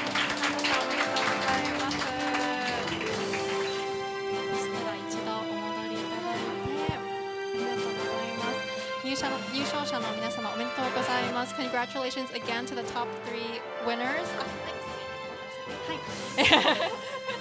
そして今回トップ3に入らなかった皆様におかれましても本当にたくさんの100名を超える応募の中からファイナリスト9名に選ばれたことは素晴らしい成果だと思っています。なので皆様の成果も Certificate of Achievement の授与を持ってここで称えたいと思います。For all of you here being selected as one of the 9 finalists out of so many applicants is already a remarkable achievement. So we would also like to honor your accomplishments by presenting each of you with a Certificate of Achievement. それでは順番に皆様のお名前をお呼びしますので呼ばれましたら壇上にお上がりください。So, when your name is called, please come up to the stage to receive your certificate. First up is Jerry Lau. おめでとうございます。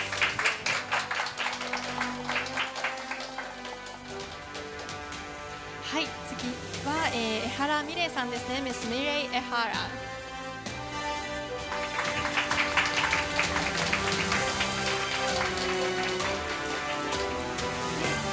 野本真子さん、お願いします。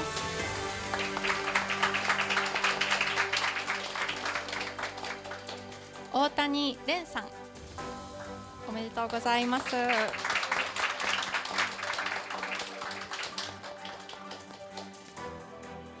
続きまして本石由衣さん、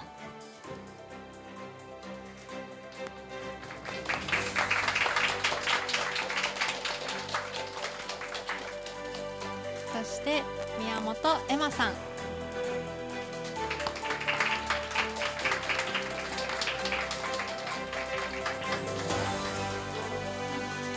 ではですね、ちょっと一度集合写真もこの場で撮ってしまいたいと思いますので、入賞者の皆様全員ちょっと前の方に出ていただいてもよろしいですか。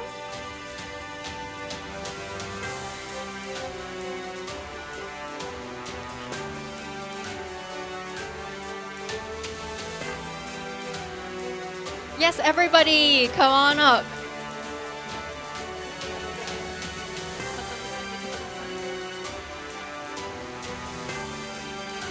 じゃあ優勝者の方、真ん中かな。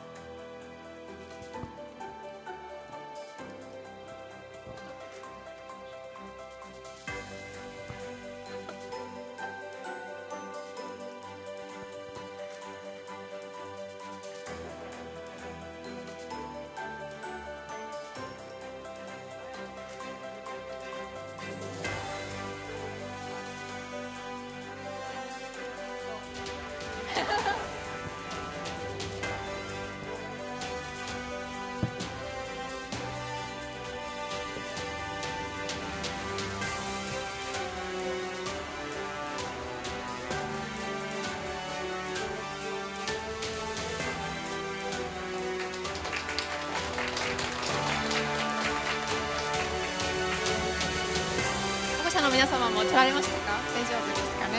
はい。ありがとうございます。はい、それではもう一度大きな拍手をお送りください。おめでとうございます。では席にお戻りください。Yes, and I think Joe would also like to make some comments after all the finalists have been announced. Thank you. Thank you so much, family, friends, for coming to support the young people. My mission in life is to help young people also, and I'm so glad to be part of this. So thank you so much for the opportunity. Very exciting. And something that I do in my busy life is every week I work with startups, right? So I mentor startups from Taiwan and Korea, and the US and Japan. And before I do mentoring, I always do a little research, right? Because the subject changes every week. This week could be marketing, next week could be, financing, etc. And in my research, I learned one thing that I really like, and I keep it in my mind now. In Silicon Valley, why it's so successful, right? How do they find startups? How do they choose a startup that they think is going to make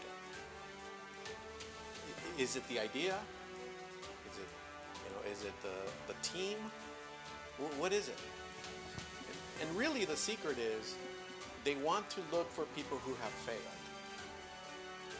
They want people who have failed before, because then they know that you are passionate about what you're doing, that you didn't give up, that you kept going, and that you learned from failure, that you learned, okay, what are the mistakes that I made and what I could do to improve myself or my idea or my team, and then you move forward. So you don't let that get to you, right? And I really love that. In fact, if you are a startup with an idea and you go for funding to a venture capitalist or an angel investor and you pitch your idea, one of the questions they'll ask you is, how many startups did you have before and how many times have you failed? And if you say never, they're probably not going to choose you. So failure builds character. And so take it as something positive, right? You didn't really fail. You just learned something today. So don't think of it as I didn't win or, I wasn't selected. Just say, I learned something. I learned something about myself and what I could do to be better, okay? Because like they said, you're here from, 100 people who applied. That's amazing, right? From all over Japan. That's quite amazing already. So feel proud of yourselves, okay? That's my first announcement. My second announcement, and this is kind of a surprise, yeah?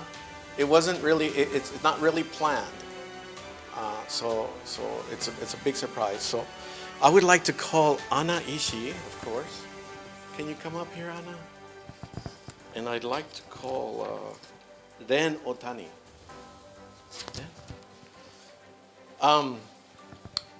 Yeah. Welcome. As I was sitting listening, I was very impressed by all the students. I wish all of you were in my class. I really wish that. I mean, you're amazing. All of you are amazing in your own way. As you know, during the announcements, I am the lead organizer and licensee for the TEDx that's coming up in March. And our theme is intergenerational innovation. Intergenerational meaning I want speakers who are from young to not so young, right? And I'm selecting special people who have innovative ideas, right? Because that's our theme. And so I would like for both of you to represent us, my TEDx, and come speak. This afternoon I'm going to have, or this evening I have a meeting and another meeting tomorrow, and we're going to decide the venue, but it's probably going to be in Shibuya. So we would like for you to bring your speeches with you. We'll help you. We'll mentor you and coach you and help you to develop it further. And then I would love for you to share it. Why a TEDx is so important is because it's going to be recorded and it's going to go to the world. So it's a big honor. I wish I could do it, but I can't. So please let us know if you're interested, okay? And then I think we'll work together to see how we can get you to come back, okay? Thank you so much. Thank you very much.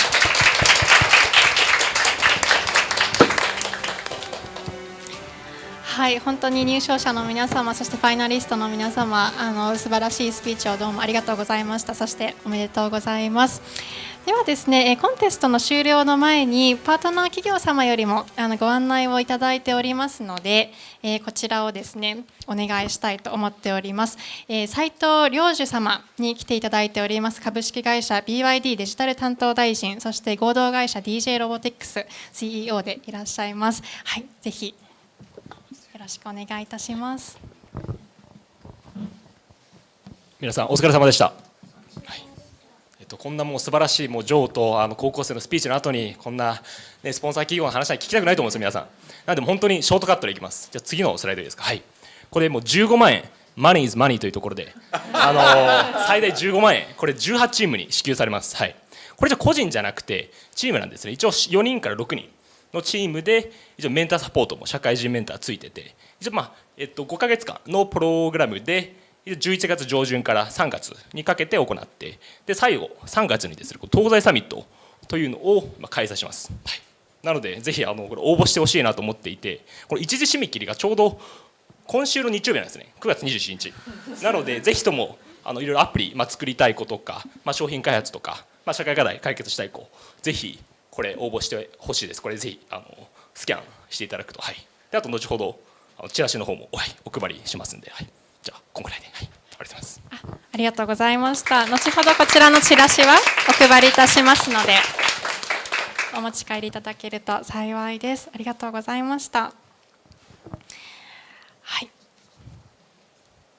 ょっと私からもお話ししようかなと思いましたので、あ、そうですね。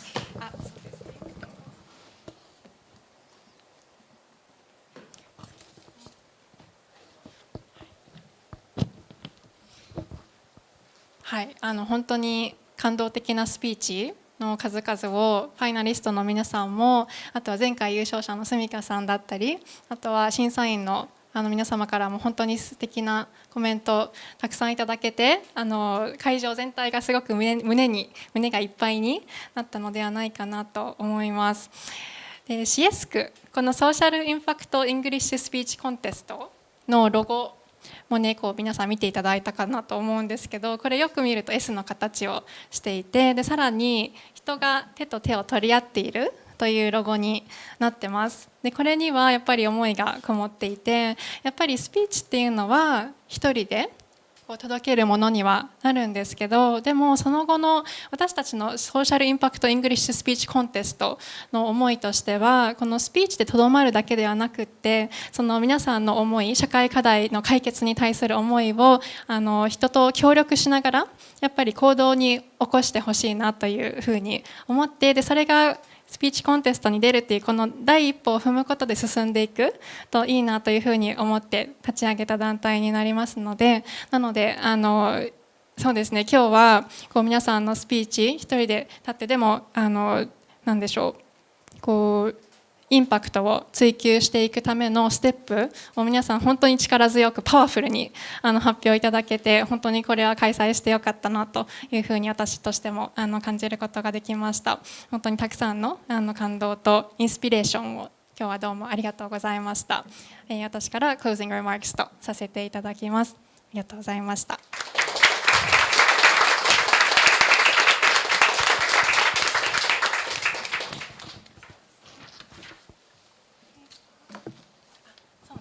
でそうですね、こちらの団体、実はウォータードラゴンファンデーションという財団から資金をいただいて、こういった賞金も出せるようにしたり、会場を借りたりだとか、審査員の皆様をお呼びしたりっていうふうに運営をしております。なのでその財団様にもちょっと報告をしますので、今後も継続的にこういった取り組みを続けていけるように我々としても頑張っていきたいと思っているので、アンケート必ず皆様ご協力いただけると幸いです。ちょっとここで3分間取らせていただきますので、お手元のしおりにも QR コードありますし、あとはスクリーン、QR コードをスキャンいただけるとありがたいので、ちょっと3分間だけ取りたいと思います。どうぞよろしくお願いいたします。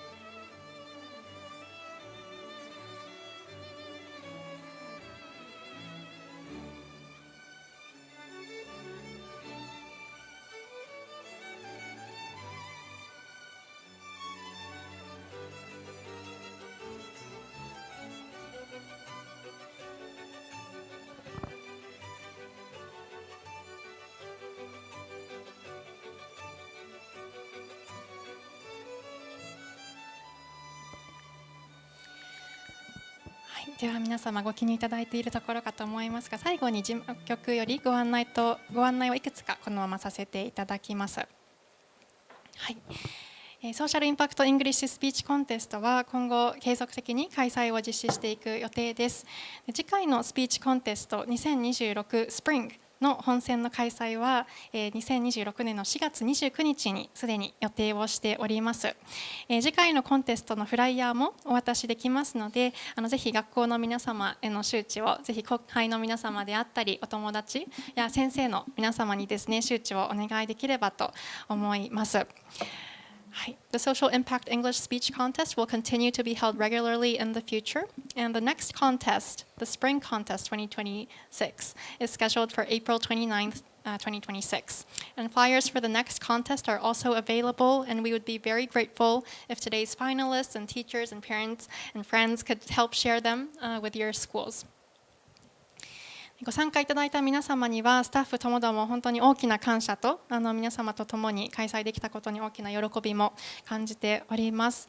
Finally, I would like to express our deep gratitude for everyone's participation today. Thank you so much to the finalists for your powerful, brilliant speeches, and parents and teachers who showed their love and support today, to the wonderful judges and partner companies who have also inspired us deeply, and thank you to my SIESC team, Hina Takahashi, Mona Shinohara, Eri Okada, Toru Kashiura, and volunteers Dylan and James for giving tremendous effort to make this day successful. It was a great joy in being able to host this contest together with all of you. はい、さてこの後、1時30分頃までレセプションの時間となります。軽食を後ろの方に、ご用意しておりますので、会場後方からご自由にお取りください。また審査員であったり他の出場者との交流の場、また写真撮影の場にもぜひご活用いただければと思っております。Now we will move into a reception until 1:30 p.m. Light refreshments are available at the back of the hall, at the back of the venue. So please help yourselves freely. And we also encourage you to use this time to network with the judges and other participants and to take photos together as well. これをもちまして本日のソーシャルインパクト全国英語スピーチコンテスト2025 Summer は終了いたします。Thank you very much to all of you for attending the Social Impact English Speech Contest 2025 Summer. 本日はどうもありがとうございました。